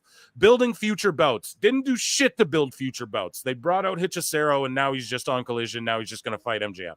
But it didn't hold the viewership. So the reality is people didn't see Claudio versus Pac in the Owen Hart tournament. Wow. And thank you, Tony, for that. The only match that was worth a damn on the fucking card. In a great wrestling match is something they were interested in sticking around for. The crowd was lively, unlike Collision with the dead crowd on Saturday, and Collision did a solid Saturday night number. So that's the first page. Dose, your thoughts. First of all, I don't think they did a very solid Saturday night number. I think we're making things up now. But listen, nobody sticks around wrestling just for the wrestling matches. There has to be a reason that the main event is the main event. And the Owen tournament, he has 6 tournaments a year, so big deal. Also, Pac and Claudio, we know at this point that they're close enough with the in crowd, but they're not the in crowd. So nothing important is going to happen with either of them. So it's sort of like if you were watching Beverly Hills 90210 and the featured character was Munch and Brandon's friend from the hockey team, as opposed to anybody from the 90210 gang. Like if it was a Nat episode, nobody's interested. So it's like already B-show. But this is, the thing about WWE shows, they build the entire card and they make, and the whole night there's a story which culminates in a main event. Is it always great? I mean, shit, we barely got a match in the main event on SmackDown, but everyone's saying SmackDown was like the best wrestling show of the year, and I agree with them. Nobody watches wrestling just for the wrestling. If people just want to watch wrestling, there'd be a professional Greco-Roman league. Yeah. Kill Phil? No, amateur wrestling would be top notch. No, you're right. I'm just listening to what you're saying. So, sorry, just hydrating here. I need to get a drink over here too soon. So I'm going to read this page. Yeah, I'm going to need a drink here tonight, guys. I'm so sorry. I'm going to get a little distracted. Dose is cooking. Phil's cooking. Hit the like if you like us cooking. Let me see here where we're at. 123 likes. There was like 280 watching just a minute ago. You guys make sure you hit that like. But yeah, that's the Olympics, and the Olympics don't draw, man. There'd be an amateur wrestling show if it was, you know what I mean? So Dave goes on to say the show is 9th for the night on cable. Expedition unknown on Discovery. He's citing reality television on on like a grade 4 level channel. Come on now, Dave. Mm-hmm. Come on. So it was 9th on the night for cable. It was 2nd place in the first hour behind the College Baseball World Series. Like, why does that even need to be noted? Absolutely ridiculous. So then in the second hour, it was 4th behind the game, which did an 0.76 in that hour. UEFA Soccer on FS1 and Expedition Unknown on Discovery. In addition, the Olympic trials on NBC did 3 million viewership. Well, look, the Olympics did draw for the fucking trials, so there you go. But college wrestling, like, there's a reason there's not like the closest you get to that is MMA. Most wrestlers go into MMA for that reason. So very interesting. We're watching TV. It's not. I mean, first of all, listen. June 19th, terrific holiday, but people go out the night they don't have work the next day. So they would go out Tuesday night. They wouldn't go out Wednesday night. Wednesday night, they've got work the next day. Wednesday night, they're staying home. So in addition, a very interesting note is that with current calculations, according to my calculations, only 39.1% of the 18 to 49 television viewers in the U.S. right now have access to TBS. So then why wasn't this brought up, Dave? Like right here, right? So he goes, a very interesting note is that with current calculations, only 39.1% of the 18 to 49 television viewers in the U.S. right now even have access to TBS and TNT, and only 38.5% have access to ESPN. So then why isn't that the built-in excuse every time with you guys? Right. Did that all happen in 1 week? And by the way, let's disabuse something, because it's not even a very interesting point, aside from the fact that it's ridiculous, because it's not. It wasn't 69.1% a week ago. Nielsen is not just on cable. Nielsen is on YouTube TV. It's on Apple. It's on Triller. It's not Triller. Sling. Almost any platform that you can watch TV on, if you are in a Nielsen home, Nielsen is connected to that. It's connected to every kind of internet television there is, including ones in office buildings, sports bars, hotels, you name it. They're connected everywhere. So it doesn't matter that fewer people are watching on cable. Nielsen is still collecting and collating that information. Yeah, man, it's just the cope is astounding too. I just, god damn, this is this is epic. This is like a gold mine for me, dude. I'm just thoroughly enjoying this. Opium was a drug.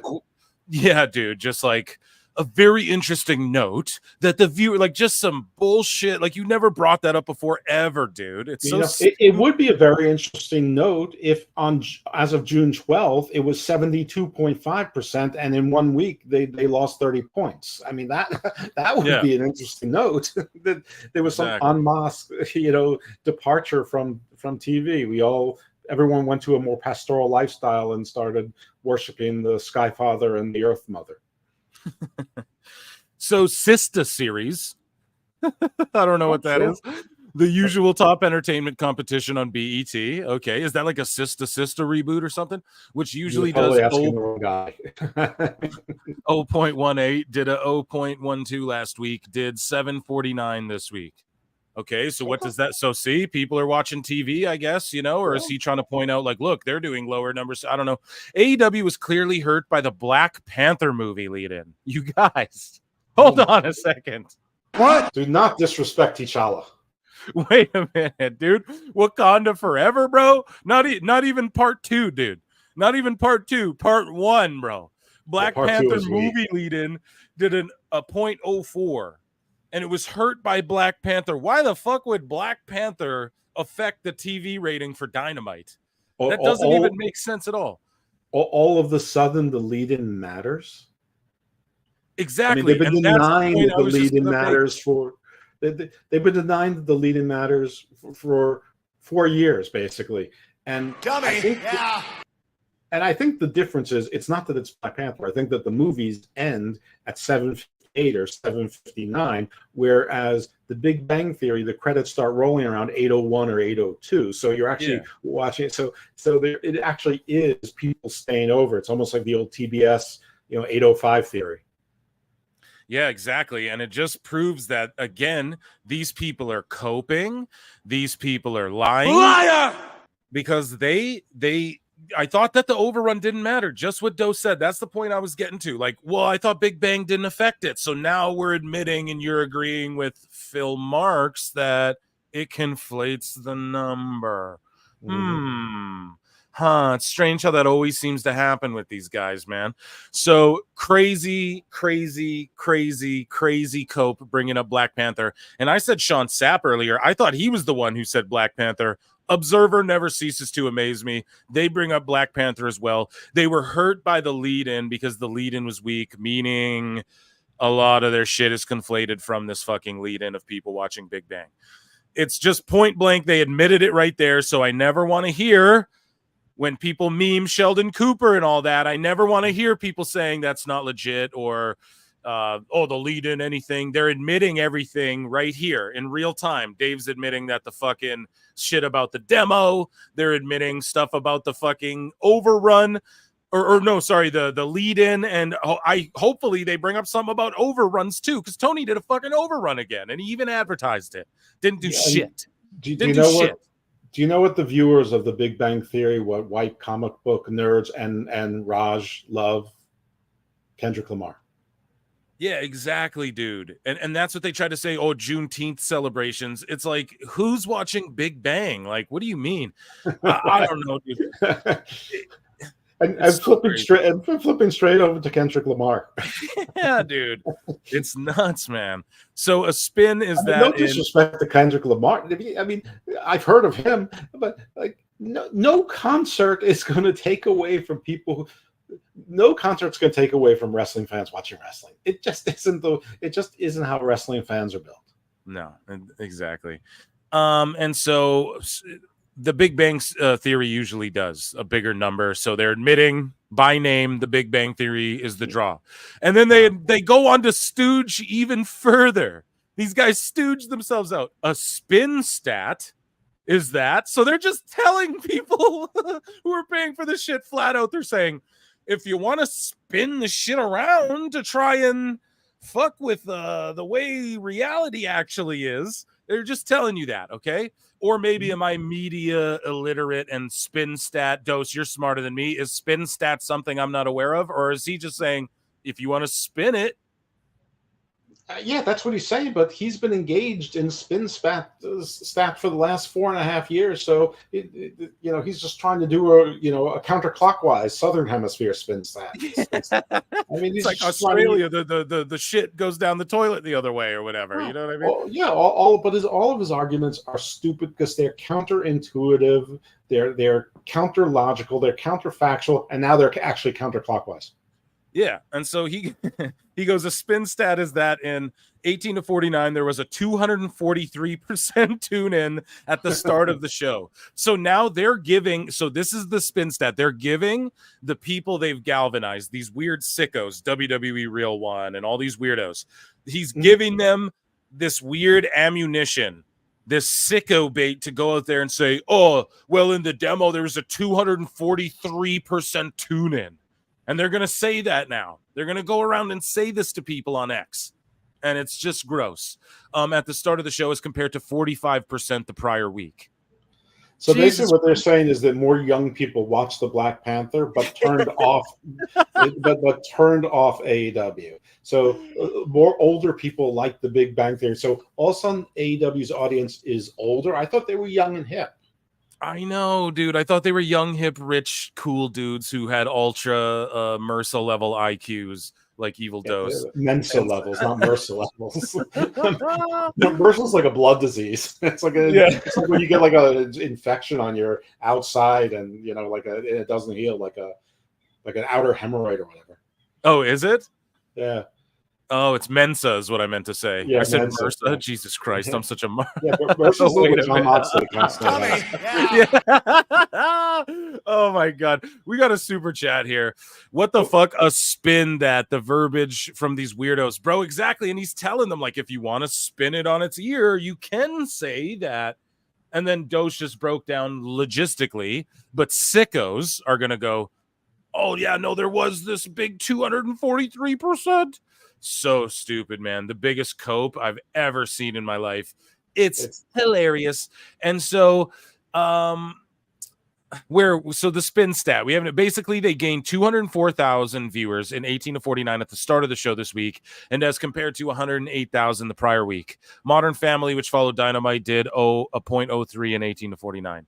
Like, why are you even talking about that? You never hear WWE go, oh yeah, the Barmageddon did a fucking 2.2 or whatever. They never talk about that.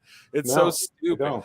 So as far as the Juneteenth holiday, I don't put much on that. Okay, at least fairness. It hurt in the sense TBS programmed a far lower rated show because of the holiday than Big Bang Theory. And even with the far lower audience, AEW and TBS's placing in each hour wasn't bad. And as sister station TNT was down 74% during those same 2 hours compared to last week, but plenty of stations were way up from usual as well during that same time. So people were watching TV.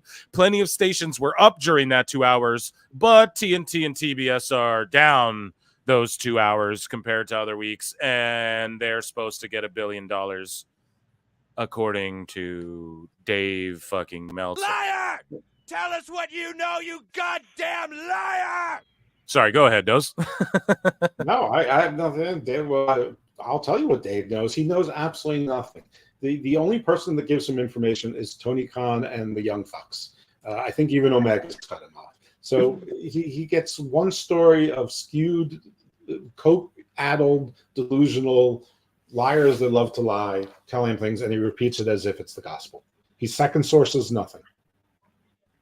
And so Dave goes on to say, or whoever wrote this bullshit said, but again, while those are accurate facts, even with all that, it could explain a small drop. So like his speculation and shit before, that's all accurate fact, okay? Right. But even with all that, it could explain a small drop. Nothing like this. A lot of those stats are spin to explain a decline that to a degree is explainable.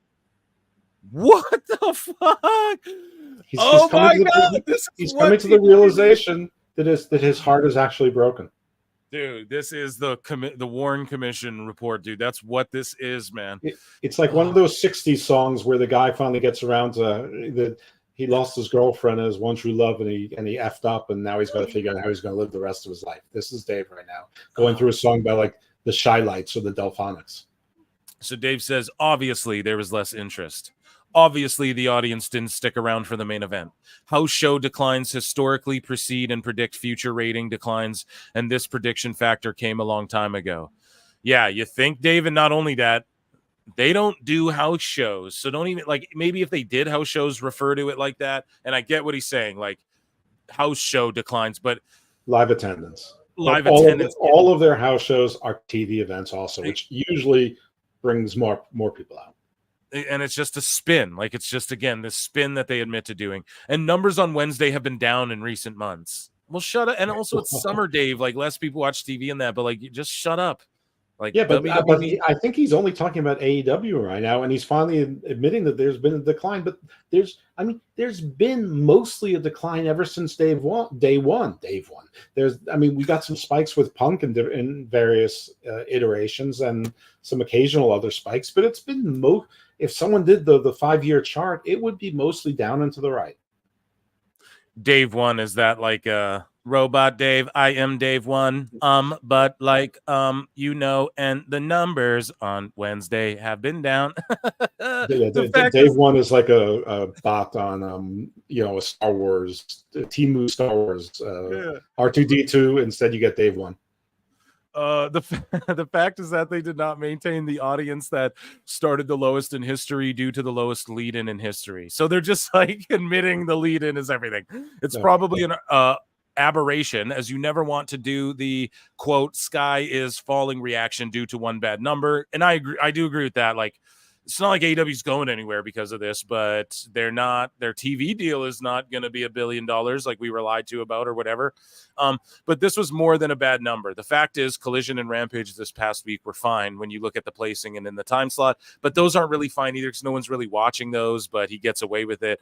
Either way, though, it was lower than the usual second place in hour 2, but fourth isn't terrible as a general rule. The key loss where you place that night is nice, it's fine, but it really doesn't mean anything. It's a statistic without significance. If like you're a new show and you're number 1, the network's gonna say catch the number 1 show on Wednesday nights, don't miss it. They use it for that, but it doesn't change ad rates or revenue in any way, shape, or form. That's all based on the viewership and to a lesser extent the various demos and who they're going for. Oh yeah. And so the fact is Collision and Rampage were fine, whatever, a general rule. Yeah, we read that. So the key loss in the usually stable 35 to 49 audience, which went from 210 to 122 this week, a decrease of 41.9%. The 18 to 34 was actually up 4% overall. The show is down 20. He's just reporting the numbers, but yeah, it's just funny. Overall, the show is down 26.3%, down 28 from last week. So they're just going down, down, down. The ring of fire. Burn. Yeah, dude. It's not looking. Drag me to hell. We got more Dave. So this guy again, and this is the pompous attitude, which is why he deserves getting cooked here, dude. He deserves the flute. He deserves the flutes. And guys, after tonight, I'm dead serious. I want to see flutes in every wrestling show's goddamn chat. We got to invade the world. We got to let everybody know flutes in the chat and what that represents. Anyways, though, I guess Dave. So this guy says, I gave up on the Observer around a year ago. If you can't spot an obvious bias, you're either stupid, which I highly doubt, or you yourself are reading it through a lens. I liked AEW when the product was half decent, but the way Dave protects his friends in AEW, etc., etc. Dave quote tweets this and says, I guess, you don't, like Tony Khan, you don't actually read. I've got far more friends in WWE. No, he doesn't. Or maybe he does, but here's the thing. They are the ones who stooge him the bullshit on WWE's behalf, and they can get away with it. So is that really your friend? I don't know. Yeah. But either way. So in theory, you'd be able to figure who I was, quote, protecting there as well. And I'm far more complimentary to WWE as well, since I saw the research. Let's pause there, because is he indicating that he's been protecting Vince McMahon for 20 years? He's so stupid. He's just marble mouth Meltzer and Seltzy Meltzy. And so he's sitting here just babbling bullshit. Now, yes, that is what he's saying. But he's so stupid. By insulting people? That I don't know, man. He just doesn't. He's so unhinged right now and emotional and coping. And it seems as though exactly like he's too dumb to realize when he's like, I've been more complimentary of WWE as well since I saw the resurgence coming well before it did. See, that's what matters to Meltzer. He just wants to be like, nope, I saw this coming before it happened. Meanwhile, when Phil does it, you block me, Dave. But meanwhile, when that's all, and I don't even care for the adulation. I just said I was wrong about Jacob Fatu and shit today. I love being wrong because it means it's more exciting, more compelling. It means I have something to learn. You, Dave, are a narcissistic, sociopathic, fucking weird marble mouth weirdo. And all you fucking do is just want to be right, dude. And that's what's gross. That's what gets weird. That's where some of these sheet guys, man, they go into weird territory, just like needing to be right and stuff. Like, what do you fucking just relax? You know what I mean? It's all good. And he would go much further if he came out and was like, we were wrong. We were way off. This was good. Just be real about it if you want to be wrestling opinion, observer, newsletter, and the guy whose star ratings, because Dave says it. Nope.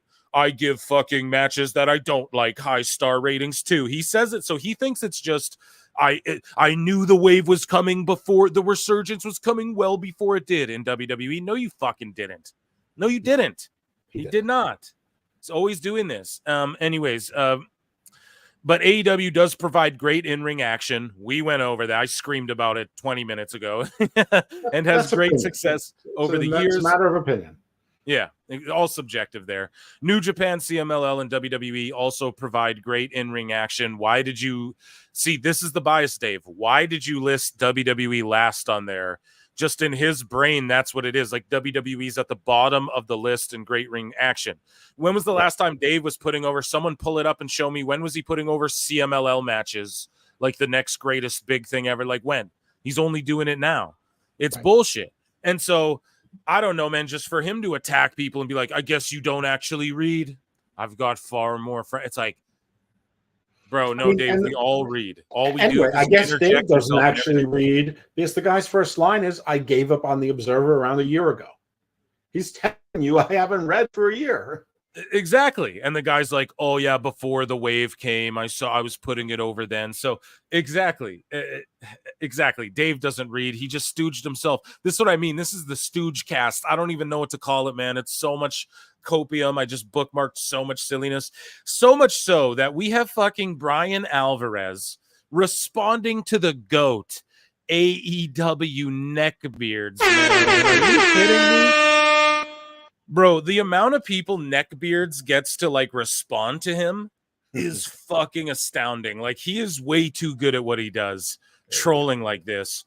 And I talked to neckbeards privately. Like he doesn't want fucking AEW to go away, and he's not like rooting for its demise. It's just he's getting a kick out of doing this, and it's hilarious to him. And I don't know, man. You can't knock someone. What does Alfred Konuwa say? Get it how you got it or whatever, right? Get it how you live it. So Brian Alvarez, man, he responds to neckbeards like the last guy you should ever be responding to. And you know what I mean? Like there's no way everyone and all of these wrestlers too who've responded to him, there's been a handful, they catch themselves and go, oh shit, it's all in good fun. I don't think Alvarez did that. Like I don't see a response from Alvarez being like, oh yeah, whatever, it's in good fun, I get what you're doing. But either way, Alvarez says it was a great show. Many great shows in history have done terrible numbers, and many terrible shows have done great numbers in all companies. It takes a long time in both cases to change the viewing habits of large numbers of people,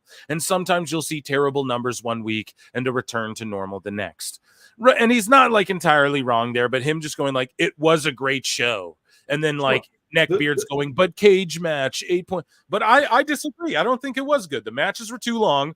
Ospreay squared off babyface style, babyface versus babyface with Swerve, and then he squared off babyface versus babyface with MJF. And it's like, you can't have, I don't know, to me that right there, it just diminishes everything. Okada's doing goofy shit. What else happened on Dynamite? The Bucks had a match that went too long. They're constantly doing the same tropes of like title eliminators, no real storytelling. Shit's cheesy. I'm not a big fan, man, whatsoever. And of that last Dynamite. And usually I'm the one, like, I really like the Roosh match, but that's like, I love every Roosh match. So yeah, in my opinion, it wasn't a quote unquote great Dynamite whatsoever. But again, that could be subjective. But just, I don't know. What do you make of Alvarez? Like he's responding to neckbeards, dude.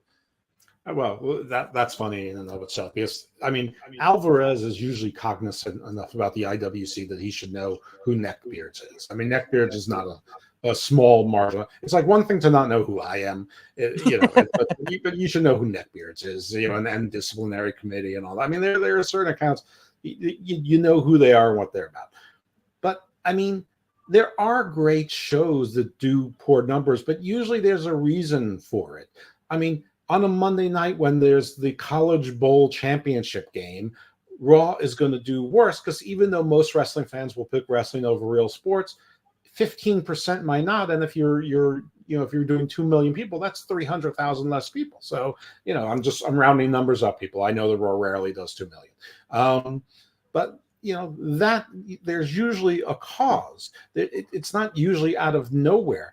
This is clear as day. There's only one difference. The Big Bang Theory wasn't the lead-in. They didn't have that 1.1 million people lead-in. They were watching the end of the Big Bang Theory for the first 1 to 3 minutes of that quarter, which jogs everything. And they didn't have as good or as compelling a lead out. I guess Young Shelton is done with its run, and now it's Modern Family. So it's been jogged, and whatever the case is, the networks aren't stupid. They're not fooled by this. And now if they were, they clearly aren't. So even next week, if AEW goes back up to 700,000 with the phony baloney numbers, everyone's going to know the reason why. Right. And they just admitted it. Yeah, but even if they do, this isn't good. A year ago, they were doing 900,000. I mean, it's still not good. It's still trending down. It's still less. So it's like hardly a victory to go back to, because there is no normal. Because the normal now, like if last year the aggregate was 903,000, the last quarter was 700,000. Now that's the average. I think AEW ended with like 426,000 at the end in the overrun, or 434,000 quarter 8. Next year, that may be the high, because and what's even worse, if next week is like this, that if it is that people did change their viewing habits, that all of these people, 200,000 people checked out all at the same time, that's worse. You better hope it was the Big Bang Theory, because if all people checked out, if all these people pulled an evil dose and just stopped hate watching, it's not fun to do it anymore. And there was someone else. I think his account is Alexios Malachi, I think, or Machiavelli, Alexios Machiavelli. He said, "Listen, everybody, I beg you, if you're hate watching AEW, just stop. Just let this product. Don't help their numbers. Just stop." And I'm with him. I'm not going to pretend. I want AEW to crash and burn. I fully understand that Tony can fund it forever and let him. Just say, this isn't a business. This is my racehorse. My racehorse never wins, but I love my racehorse. And AEW is going to last forever. I'm going to do what I want. Fine. Go ahead. God bless you then. Because it's their stupid fans and their defenders pretending this is the sickos. Hey, don't offend the sickos. They're great. Yeah, pretending this is a consumer product that people want. That's what I want dashed. I'm perfectly happy to have 500 people who don't need to be employed at these rates to be employed at those rates. Terrific. Great. Put it out there. Wonderful. But I don't want to hear those stupid fans telling me how they're doing great in the demo, how the network is happy, how successful this is, how the TV doesn't matter, and the number one show in Madagascar. And just shut up. I'm the guy. I'm the one. I like the Postman. I'm the person who liked Wyatt Earp more than Tombstone. I am aware that I like things that other people. I don't like The Dark Knight. I think The Dark Knight. I fall asleep every time I watch it. I realize that some people, a lot of people, think of that as the best superhero movie of all time. In fact, love it. Yeah, it's the best movie of all time. I get it. I'm in the minority. I understand that mine is the minority view. It doesn't drive me crazy. It doesn't make me want to argue with people who love The Dark Knight. Cool. You loved it. I didn't. Okay. Yeah. Whatever. I just want people to be normal, even in the abnormal range of being a wrestling fan. Right. Greg Campbell for $5. Sorry, buddy. I'm just seeing this. I'll give you an air horn. I'll give you a bruv as well, dude. I'm just seeing this. So how can we help MLW beat AEW on YouTube? Now it's out of spite to say fuck to the Bucks. Fuck you to the Bucks. They ain't young anymore. Yeah, definitely not. I don't know, dude. He wanted to throw $5 down to throw the middle finger up to the Bucks. You're well entitled to do that as well. How can we help MLW beat AEW? Well, they just got to book good shows, and you guys got to tune in and watch it. I throw it on every here and there, and I don't know, man. I'm gonna have Ant Evans on PWT podcast here in a couple weeks, and he'll get into that more on the YouTube side. But AEW's YouTube isn't doing well either. Like definitely not as good as it could be doing.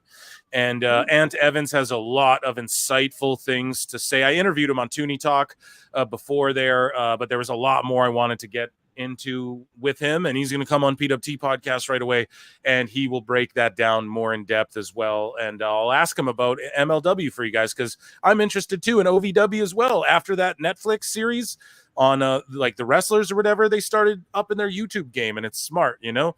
Well, I'm interested in NWA. It's going to be on the CW. I want to see if they put some money behind it and start making a product that was closer to Power and, you know, not close to what they were doing last year, which was horrendous. John JID 999 for $2 says, I've stopped watching overall a lot. I'll watch one match. And what is that in reference to AEW or? Yeah, I don't, or MLW or MLW. Okay, yeah, go check out MLW if you like Cruel and shit like that. And thank you so much for the super chat. Okay, so I was right here. According to Fightful Select, I did read it was Fightful or SAP or whatever. The drop in viewership is because of the lead-in changing from Big Bang Theory to Black Panther. So I'm not going to say like, oh, they're being stupid for saying this. Like, it's just they're all admitting now that the lead-in is what matters, and we covered that already, but. Fightful saying the same thing, basically a built-in. It was the blacks and the Jews. They did it. Okay. That's for Rumble. That's the you went awful, man. You guys come on the show and you get the overlords don't like that, but yeah. They don't like that shit when we start going down that rabbit hole, but definitely. I mean, they're blaming Kendrick Lamar. I know. They're blaming the show Sisters. They're blaming Black Panther. I mean, just come out and say it, and then they drop a shirt of Swerve with a target on his head. With a target. We're going to get to that. Well, let's get to it right now. So they drop a shirt. And I know for those of you who are super marks out there, and you should be, I know he was kill shot and he used to wear a mask with a target on his forehead, but that's because he was the sniper, not because someone was going to blow his head off. Dude. So it's like, look at this, man. And so Neckbeard, speaking of him, he says, what a great shirt considering we just celebrated Juneteenth, right? A white wrestler with a target on a black wrestler's head who would be considered racist or would be considered racist in other companies, but not in AEW. No. All shows should sell Drew shirts with Punk on them. And yeah, dude, it's like hit list. Yeah, he was kill shot in Lucha Underground and whatever. But it's just like, it's just funny how they're like, oh, you know, we're not going to put too much weight on the fact it was Juneteenth, but yeah, let's blame all of these, just like you said, Black Panther, whatever. So I don't know. That's Alfred Konuwa territory, though, folks. Get into and then you look at NXT and well, I will blame it on MJF. MJF is not a draw, so Jew on Jew violence. There you go, bro. You get that's kosher in my book. So there you go. But listen, so the whole narrative here, the whole narrative that was painted here, though, you know, it kind of just falls apart at the seams. You know what I mean? And then they're putting out more bad shirts like this, and they wonder why shit's not working. And then the Shayna Wayne one, the mother one, where they're trying to, you know, hot glam her up. Right. So they gave her like a BBL, and then they did another one, and then she's standing in front of a car. Then they did one with Okada where he's standing in front of a car. And I'm like, I'm positive these are AI generated, you know, trash fucking designs that are made by like middle schoolers. But I mean, yeah, we can look at the quarter hours of Dynamite and see what happened here. The first quarter hour, 586. So that's the lead in. Second quarter hour, 542. Okay, so it's not like the rating, like we say the average 502, which is brutal, but they were way below that for the majority of the show. So 496, 489, 492, then they got a spike 523 in quarter six. I'm not sure what was there. I do, the hot lesbian action. Was it the HLA? Mina Shirakawa and chat, we put it over all the time. Yeah, the HLA. Yeah, absolutely. The only thing worth watching. The only thing worth tuning into Dynamite or Collision for. Yeah, Mina Shirakawa and Mariah May. Just, I'll send them a private jet, but just tell them not to text me. Tell them I'd rather use Facebook or Snapchat. I heard it deletes really quickly after you. Oh, shit. Fuck, dude. Vince, infamous. He'll never live that shit down. That's for sure. So 498,000, 431, 423 in the overrun. So everyone was like, fuck this. And, oh, man, I don't know. Should we give it a Price is Wrong? We probably should. Really didn't do all that good, man. And then, the Black Panther. We'll talk about MJF in a second here. And let's see here. So Brian Alvarez, subscriber exclusive, Dave Meltzer's analysis of worst rating in AEW Dynamite history. Well, we broke it down already. Bunch of cope.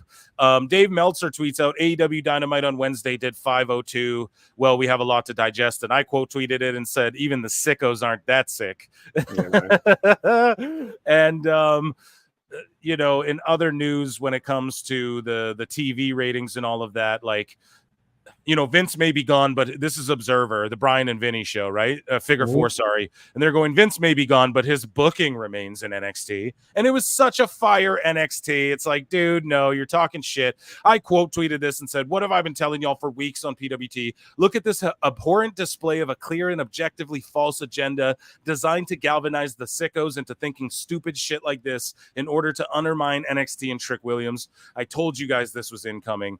So fuck you, Dave. You didn't predict no waves. I knew you were going to cry and shit all over Trick, and he's been doing it. And then again, another headline, another excellent Dynamite, worst booked NXT in forever. So how much more of this do I have to show you guys where the agenda is fucking clear? Liar! Tell us what you know, you goddamn liar! And yeah, dude, there's a whole video. I have it here. I don't even need to. We don't need to listen to 10 minutes of those assholes doing their thing. And here's like a throwback to Dave where you know, Meltzer, or when was this? Yeah, this is a throwback where Dave Meltzer was saying shit like more people could tell you about AEW in public than could tell you who holds the WWE or Universal Championship today. Which like then nobody outside of wrestling knows what AEW is. Right. It was bad then. It was fucking, you know, it's bad now as far as like, okay, let's say when was this? In the 2020. So yeah, AEW was like, when did it start? Yeah, at the beginning, it was very hot, but I don't think more people could tell you who was the world champ then, like Roman or some shit, you know, Orton or one of these guys. I mean, chances are was Roman and Seth. I mean, yeah. And so Eric Bischoff goes off some more about Meltzer. So this guy tweets out, yes, Eric, you're right. Dave is truly in love with himself with a face like that. Who else would? And Eric says, Dave's a creepy fucking geek trying to hold on to the illusion he knows what he's talking about. His time has come and gone. He's being exposed hourly per PWT as a fraud. Yeah. I mean, it's true. He's being caught and he's trying to hold on to his 5 decades of you know, relevance in this industry. And so John JID pipes in and goes, NXT these past months, when I check it out the next day, it's entertaining as hell. It's so refreshing to see young talents used well in developmental. Yeah. With good storytelling and layered like characters you care about and the future. Like people talk about being progressive and all of these sorts of things. Well, all of NXT is people of color and fucking women running the world, dude. So look out, because that's where it's at. You know, the people who want to say, oh, they have the most athletic. Look at Javon Evans. Oh, look at Trick. He's like a modern, you know, I use Hulk Hogan type. Like he's not the best in-ring guy, but he's just so over. He just has that it factor, you know. So NXT's got it going, and then you have the vets there who are balancing the young talent, and everyone's being developed properly, and everyone's getting over. We see people getting over. Nobody's gotten over in AEW. MJF would be over wherever he goes. You know what I mean? It wouldn't like, so, you know, Will Ospreay didn't get over because of AEW. He's over because of his other stuff that he's done. So and he's not over. Will Ospreay is not over. No one in that company is over. There's not a single star in that company. I mean, they could be stars within their own company, but they're not stars outside of their company. Right. So like Edge, you know, he's over. Yeah, there you go. But he's over though. Like no matter what, you can't ever say like Edge is not over. Like, you know, if he showed up in WWE, everyone would explode. Right. If they had something compelling for him in AEW, it would have did ratings. But they don't do anything good. Like I don't know how the fuck they didn't just do. How they didn't just do like get Edge and Christian. Like eventually they team up or he saves them or something. Like try and do something, man. Like they those guys can both still go, and it's a nostalgic act. And they even had Gangrel. Like, who knows? They could have did something, you know, but they don't capitalize on anything. Either way, though, Eric Bischoff says, come on, you gutless fraud. So this is the Dave Meltzer. Eric Bishoff says, come on, you gutless fraud. If those numbers aren't in the ballpark, you are positioning yourself of having knowledge of the contract. What are the numbers? If you are a journalist who is worthy of your participation trophies, enlighten us or admit you don't know. And what he's referring to is Dave. I'm blocked, so I can't see it, but Dave is talking like, no, the TV deal numbers won't be this and that. And Eric's like, well, if you have the numbers, you fucking coward, then tell everyone the numbers or stop talking shit. It's really that simple. Tell us the numbers or stop talking shit. Stop speculating all the time. Dose, do I got to get you out of here, my friend? Yeah, I got to bounce, but he's got a good point there, because the only two people who would know about the numbers, releasing them isn't going to hurt Warner Brothers Discovery. They know what they've offered or hasn't offered. The only person it could possibly hurt is the person he's trying to protect. And I'm going to leave it at that and just say, folks, first of all, Phil, thanks for having me on. Secondly, folks, just keep in the back of your head the date July 15th, and just pay attention that day. And I know you'll be paying attention because you pay attention every day, but there it is. But yeah, thanks for having me on, and it's been fun. Welcome anytime, Dose. I appreciate you so much. Everybody go and check out like Hammerlock Hangover. You see it below. Garden of Doom. Dose, you're the man. Much smarter than me, especially when it comes to this sort of discussion. I appreciate you being here on the live show tonight. Round of applause, Chad, for Dose. See you, my brother. All right, man. That's awesome. Dose came through, man. What a mighty, mighty, mighty appearance there, and he really contributed a lot, and wow, added a lot of value to this discussion thus far. Zombie Boss for $7.99 says, Jacob Fatu is here, and I'm excited. WWE is feeding us good. Whoa. We are, dude. We're cooking. We're eating. Look at these Dynamite numbers. Look at what the social media numbers are doing for Joe Hendry, even. That's a big thing. I know we talked about it before, but wait until Ant Evans is on again and we get the social media numbers on again. Pardon me, like that discussion cooking again. Sorry, I was reading something in the chat. And it will, I'll dive in deeper to that and just the social media, the TV. That's why Dose is on here to talk about the TV and all of that. Guys, I'm taking you on this journey. Every show's a can't miss show. That's why I hope you're hitting the like button and you enjoy this. I've gone off tonight. We got more to get to. We're not done. Osprey just won the main event of Collision. I'm going to hang out with you guys for a little bit longer here, no doubt. And speaking of not being over, like who really gave a shit about that match there? And Osprey and Swerve are teaming up next week. Okay, cool. Yeah, I'm way more excited for Jacob Fatu. You know what I mean? Jacob Fatu is changing the game here. Okay, so moving along, because we've got more Dave. We have got more Dave. We're going to play another flute.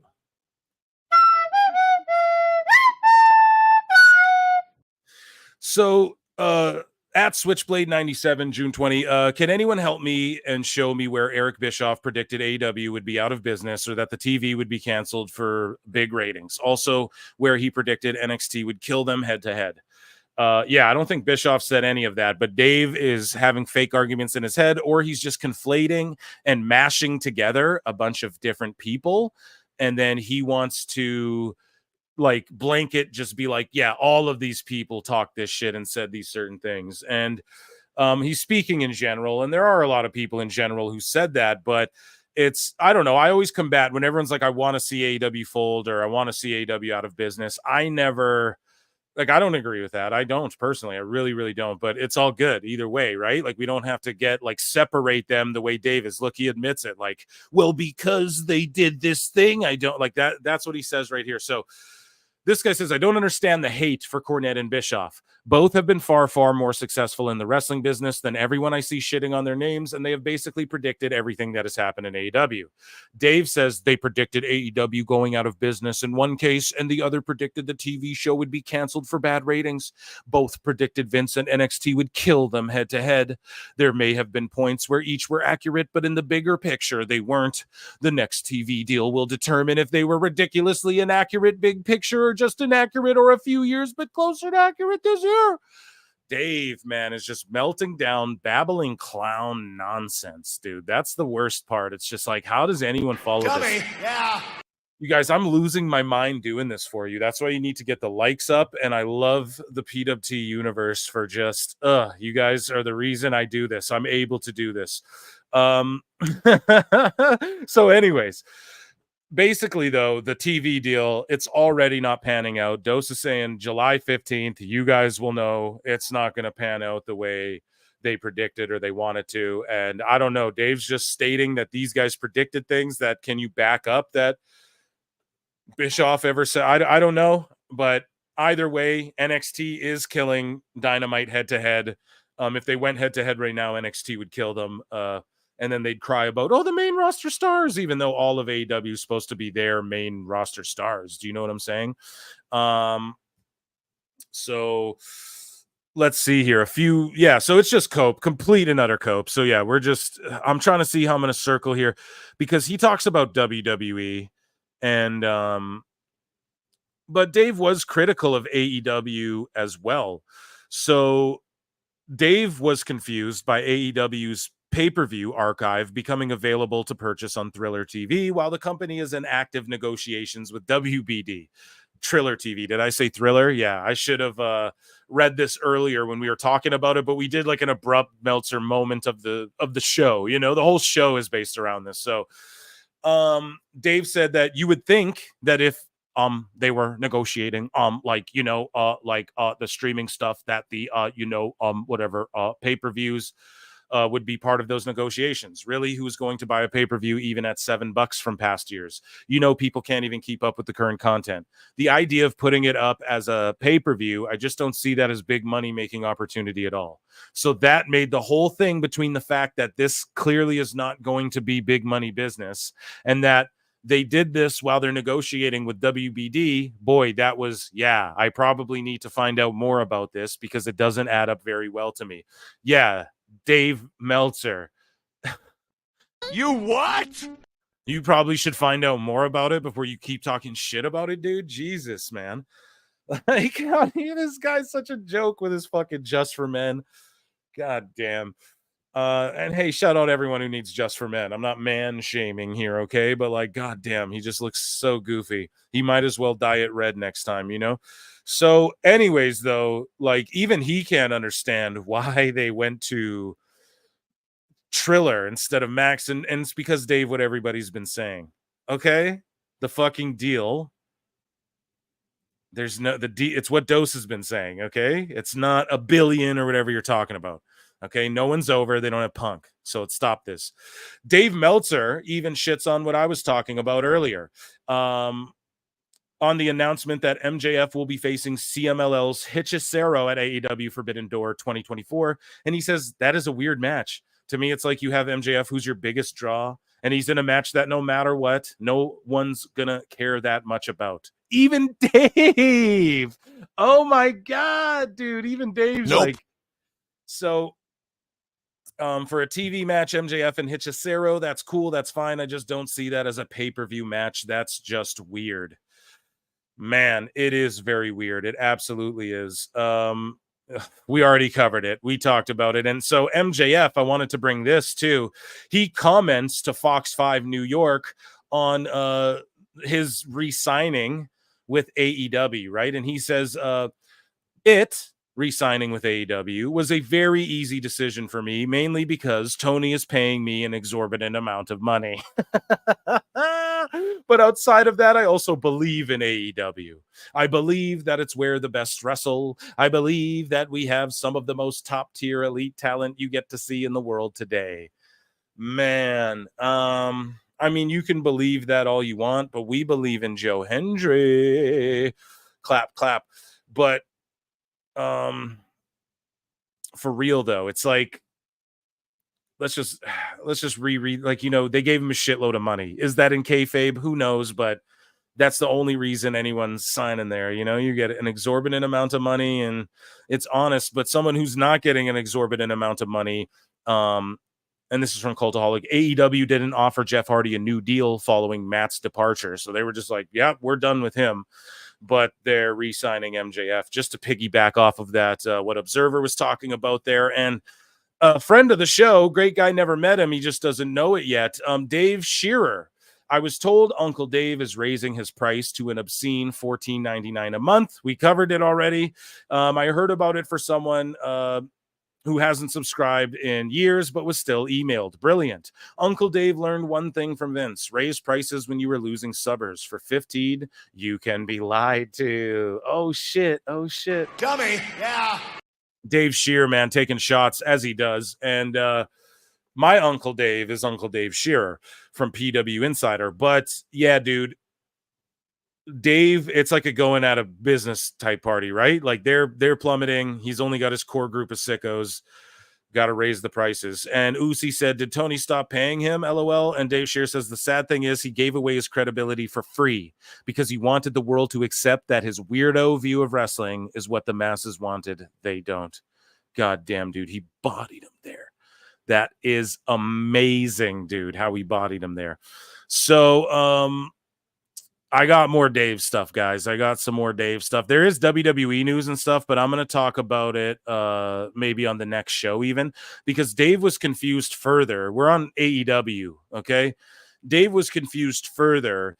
He has questions about why the bracket for the AEW Men's Owen Hart tournament is missing several of the company's biggest stars. This is a tournament to get a title shot at Wembley Stadium in the biggest show of the year. So it's like, why is Okada not in it? Why is Samoa Joe not in it? Why is MJF not in it? Well, Dave, because fucking Tony Khan can't book. Okay. We said it a billion times. All right. So yeah, we look at the lineup here: Castagnoli versus Pac, Danielson versus Takagi, Wild Card, who's probably the most over person in the tournament, Jeff Jarrett, Jay White, Ray Phoenix. And I agree, right? I hope Jeff Jarrett wins it because he's the only guy who actually knew fucking Owen Hart in the tournament. You know what I mean? So it would be awesome if he fucking wins the whole thing, in my opinion. More Dave on Dave violence. When will it end? Flutes. Yes, they don't know how to fucking book. More likes, more chats, etc. More of the chance that PWT gets into people's YouTube recommended. And yeah, if you guys could see my numbers, like your boy is in. I get so much views. The whole channel is almost at 1 million views too. Like, it's crazy. And yeah, dude, I get so much views from recommendations, and it's because of you guys, man. Truly, like that. Oh, that's how the algorithm works. It's you guys, all right? So, round of applause for y'all. Where's my sound effect? I can't get to it. We're gonna keep moving here as we go here.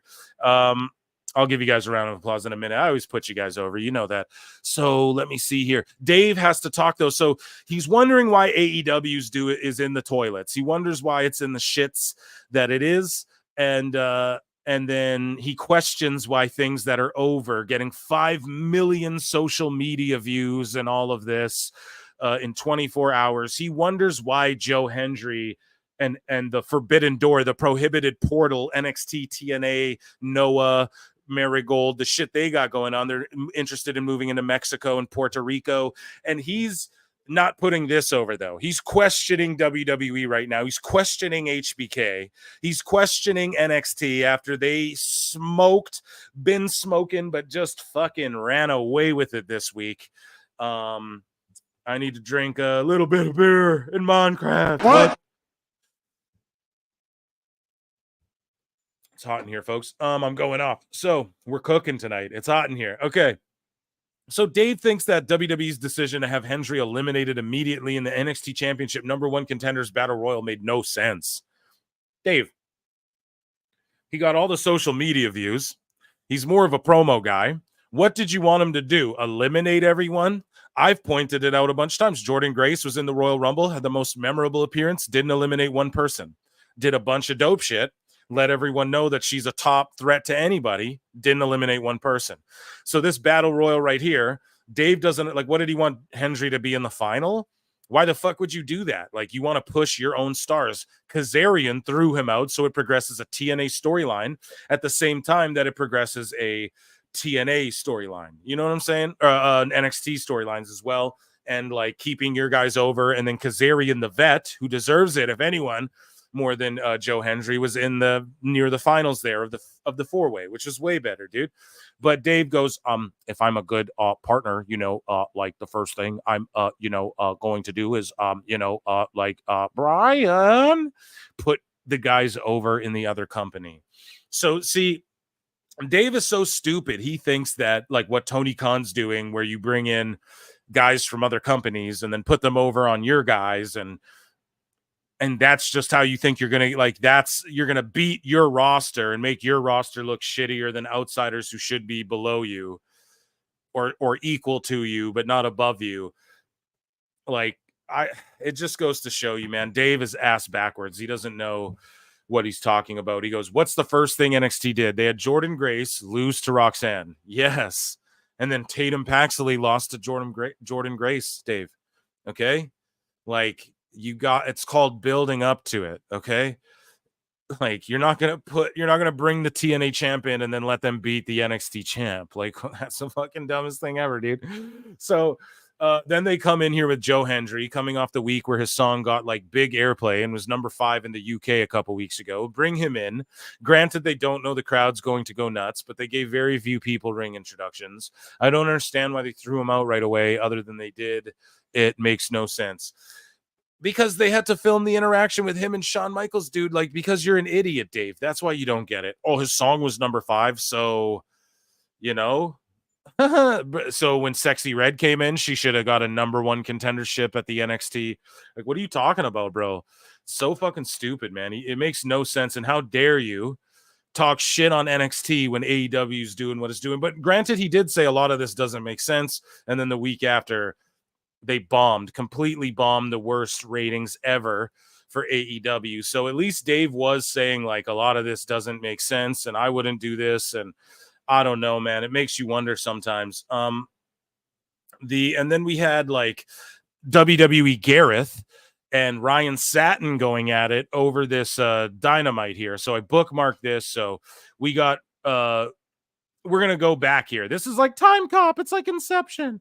So Bully Ray went at WWE Gareth, and then Ryan Satin got in the mix as well. So what happened was Bully Ray at Bully Ray 5150 says actual wrestling fans do not celebrate the lows and hardships any wrestling company goes through.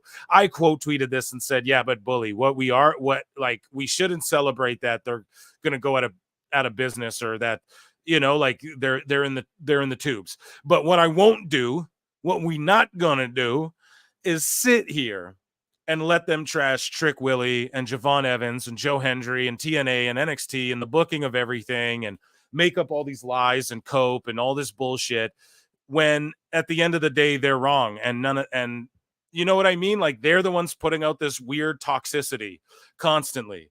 Now, is Gareth, could you consider him a WWE hater troll account? You absolutely certainly could. Okay, you absolutely certainly could. John D. Lee for $10. Dummy.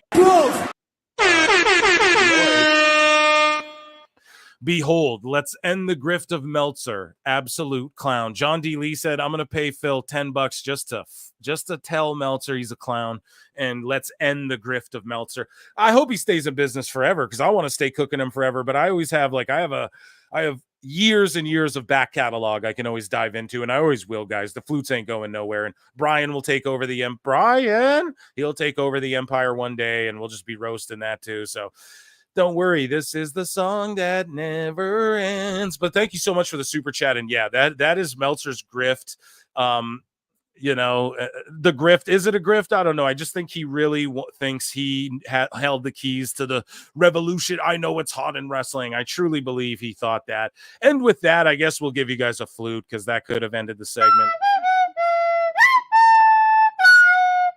Thank you so much for the super chat. So, Bully, though. So he tweets out, actual wrestling fans do not celebrate the lows and hardships any wrestling company goes through at Busted Open Radio. And I responded and said, yeah, but what we're not going to do is sit around and let people gaslight us, bullshit, blame us, call people low IQ who don't get it, be lied to, get called poor, broke, all this stupid shit. We're not going to sit around and let that happen.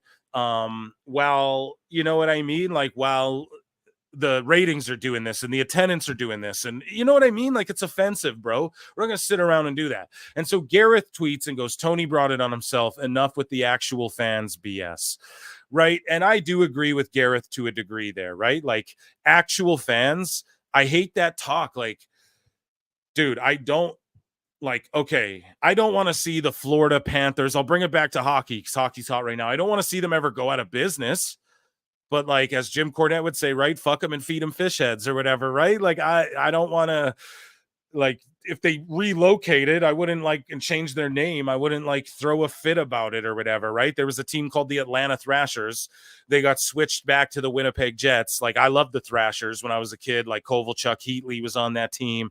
You know, like it's I don't know, but everyone hated Kovalchuk type thing. Like, it doesn't, like, you're not an actual fan because you are willing to take it to the extreme and be like, yeah, I don't want this thing, or like, I'm just gonna solely mark out and for WWE and hate on this other thing. Like, doesn't mean you're not a real fan or aren't allowed to have opinions or anything like that. Okay. But anyways, though, Bully says, dude, shut the fuck up. You are no better than the toxic AEW fan base. Now, the fact that Bully and the mainstream now, like the wrestlers themselves, are like, yeah, this AEW fan base is fucking toxic and trash, is so telling, dude. They're sickos. Like, it's so telling that they just openly say it. But Bully's right. Like, it's not like, and shout out Gareth. I believe he follows PWT. I believe he's in the Discord and stuff, if I'm not mistaken.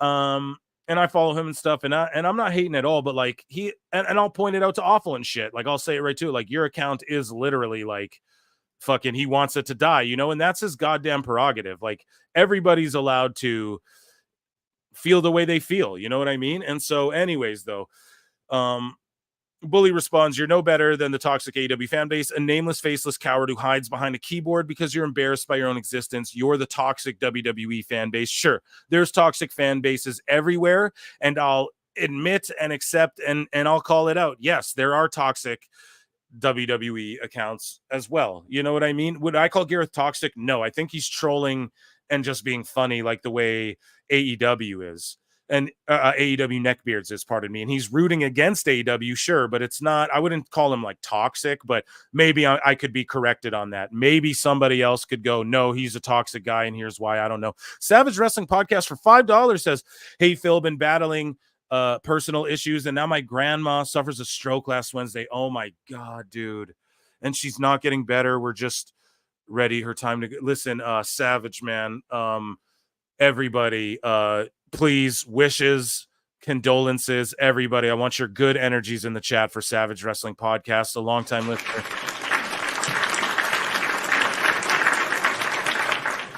And I don't have something more sensitive. I'm not applauding what I'm just applauding you, good sir. High spirits, my prayers, my best wishes, my good energies that everyone pulls through. I am so sorry to hear that, my good friend.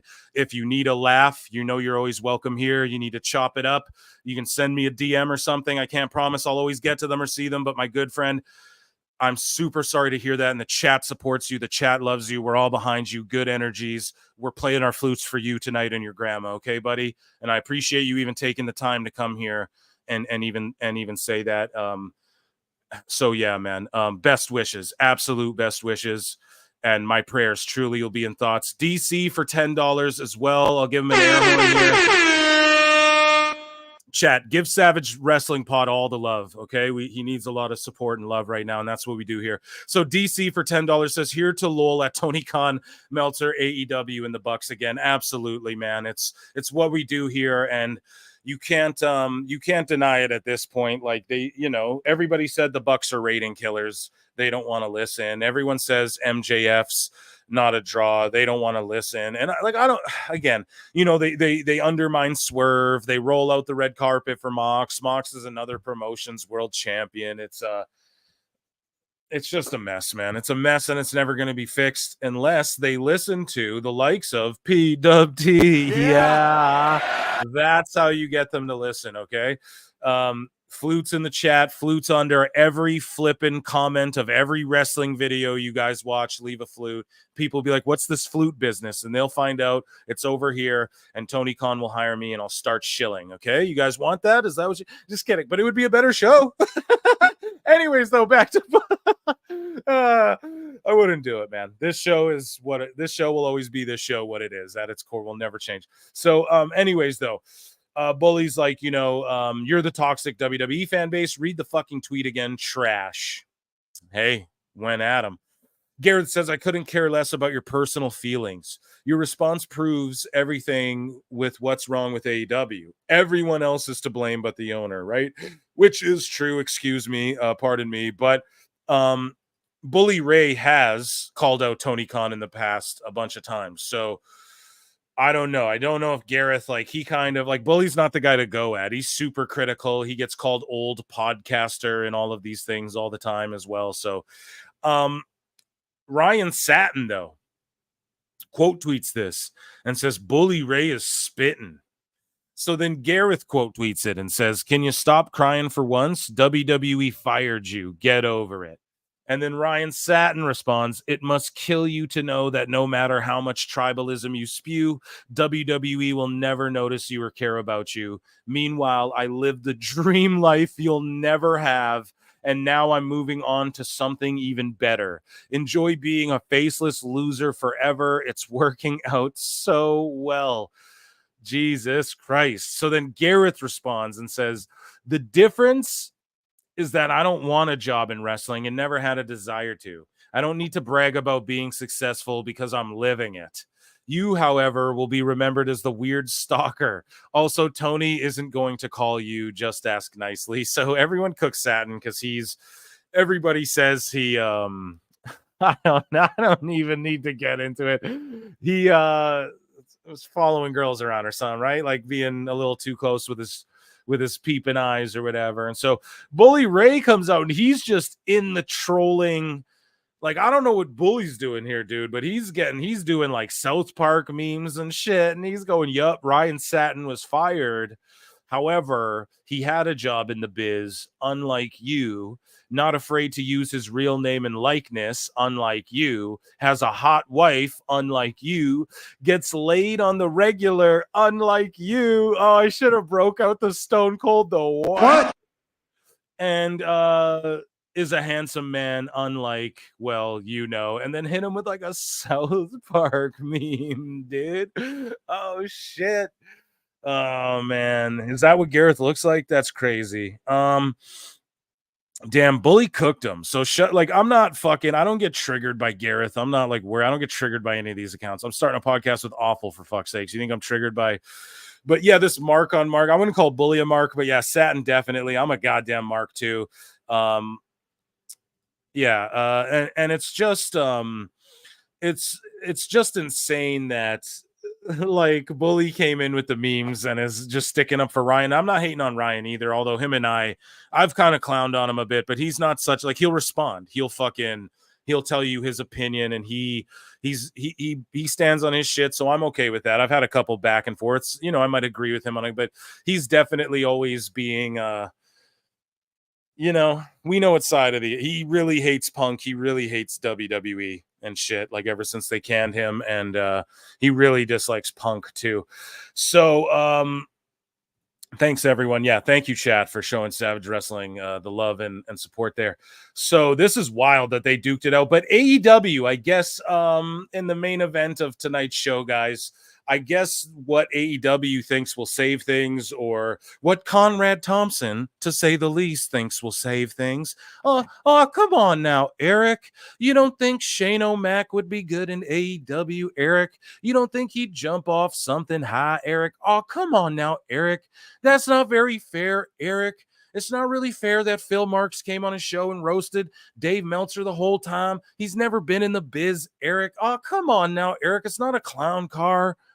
Eric, you don't think Shane O'Mac and Darby Allin could jump off some high shit together, Eric? Oh, come on now. Oh, man. Let me chat you up, PWT Universe. On the latest Grilling JR podcast, Jim Ross and Conrad Thompson was followed up on the idea of Shane McMahon going to AEW and car insurance. Conrad read a text from a friend who told him that it's not as far-fetched as people think. He's not saying it will happen, but it's not impossible. Oh, come on now, JR. There was a friend of ours. He went out of his way to text me. Hey, that's not as crazy as you think.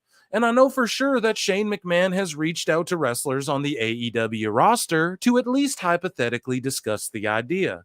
So, JR, why don't you chat me up about Shane O'Mac possibly joining AEW? Oh, well, by God, I've known the kid for years.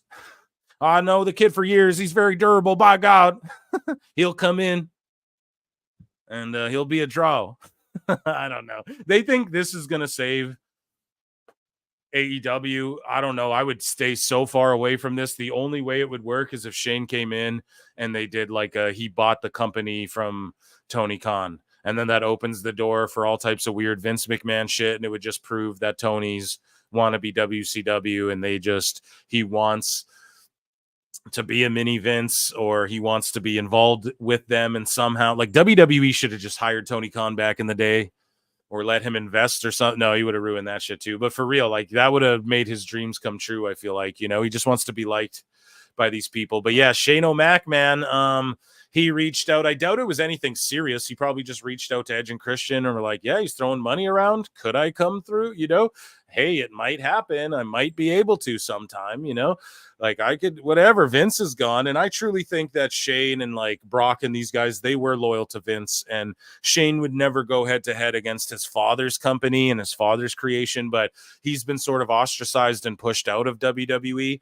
And so I could see him going against like what has become Triple H's baby now and what has become like Stephanie McMahon's, like what I could see. Cause like, Shane is the guy who everyone thought one day, like, he's Vince's son, he's going to run the company one day. And then it was Steph and Triple H. So who knows if he shows up? Hey, man, we know we're in end times. We're already in end times right now, it seems like. So it wouldn't shock me if he did. Verbiage from Wrestling People for $5. John JID says, verbiage from Wrestling People pisses me off. Well, maybe a friend told me that Shane's inner emotions are leaning on maybe doing an angle, hypothetically. Liar! Yeah, dude. I don't know. Sometimes I get it. You can't talk about some things, so I get it. Like, you don't want to break trust, or you don't want to, like, if people are on NDAs and they might tell you something and they're on an NDA, so you can't really, I get all that. But yeah, it's like Conrad, I swear Conrad like puts these little things out there sometimes to sort of like not even manifest them. Like, he put that out there because he knows the internet will buzz and discourse about it, and he knows that that's the play to try and entice Shane, knowing that he's free or something, but what are the AEW fans like? They're all coping now, the sickos. I'm an AEW fan, but I will never sit there and go, yeah, we should bring Shane McMahon in. So they're all sitting there trying to pretend they love Shane now, and they weren't clowning him, and that this is a good idea. They want a McMahon to come into WWE. That's what they're all pretending now. Absolutely complete and utter bullshit. And yeah, I think Conrad Thompson is just putting that out. That's not fair now, Phil. And Savage Wrestling Podcast became a YouTube member. Excellent. Round of applause for that super chat and Savage Wrestling. And again, chat, you guys are goated for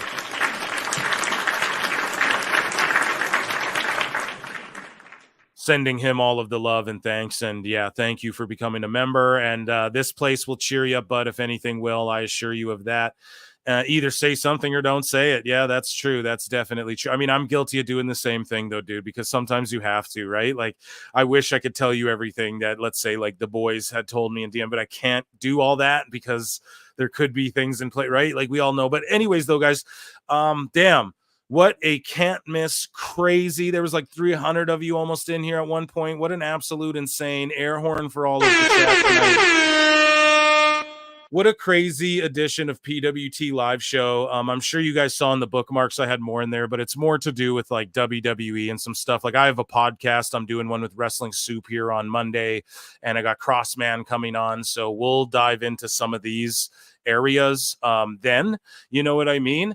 But wow, another can't miss edition. The show is growing and growing and growing. $5. Wrestling Russ says, have you noticed that Collision is almost caught up to Dynamite? It says a lot about how many actual fans they have. We will give you a round of applause.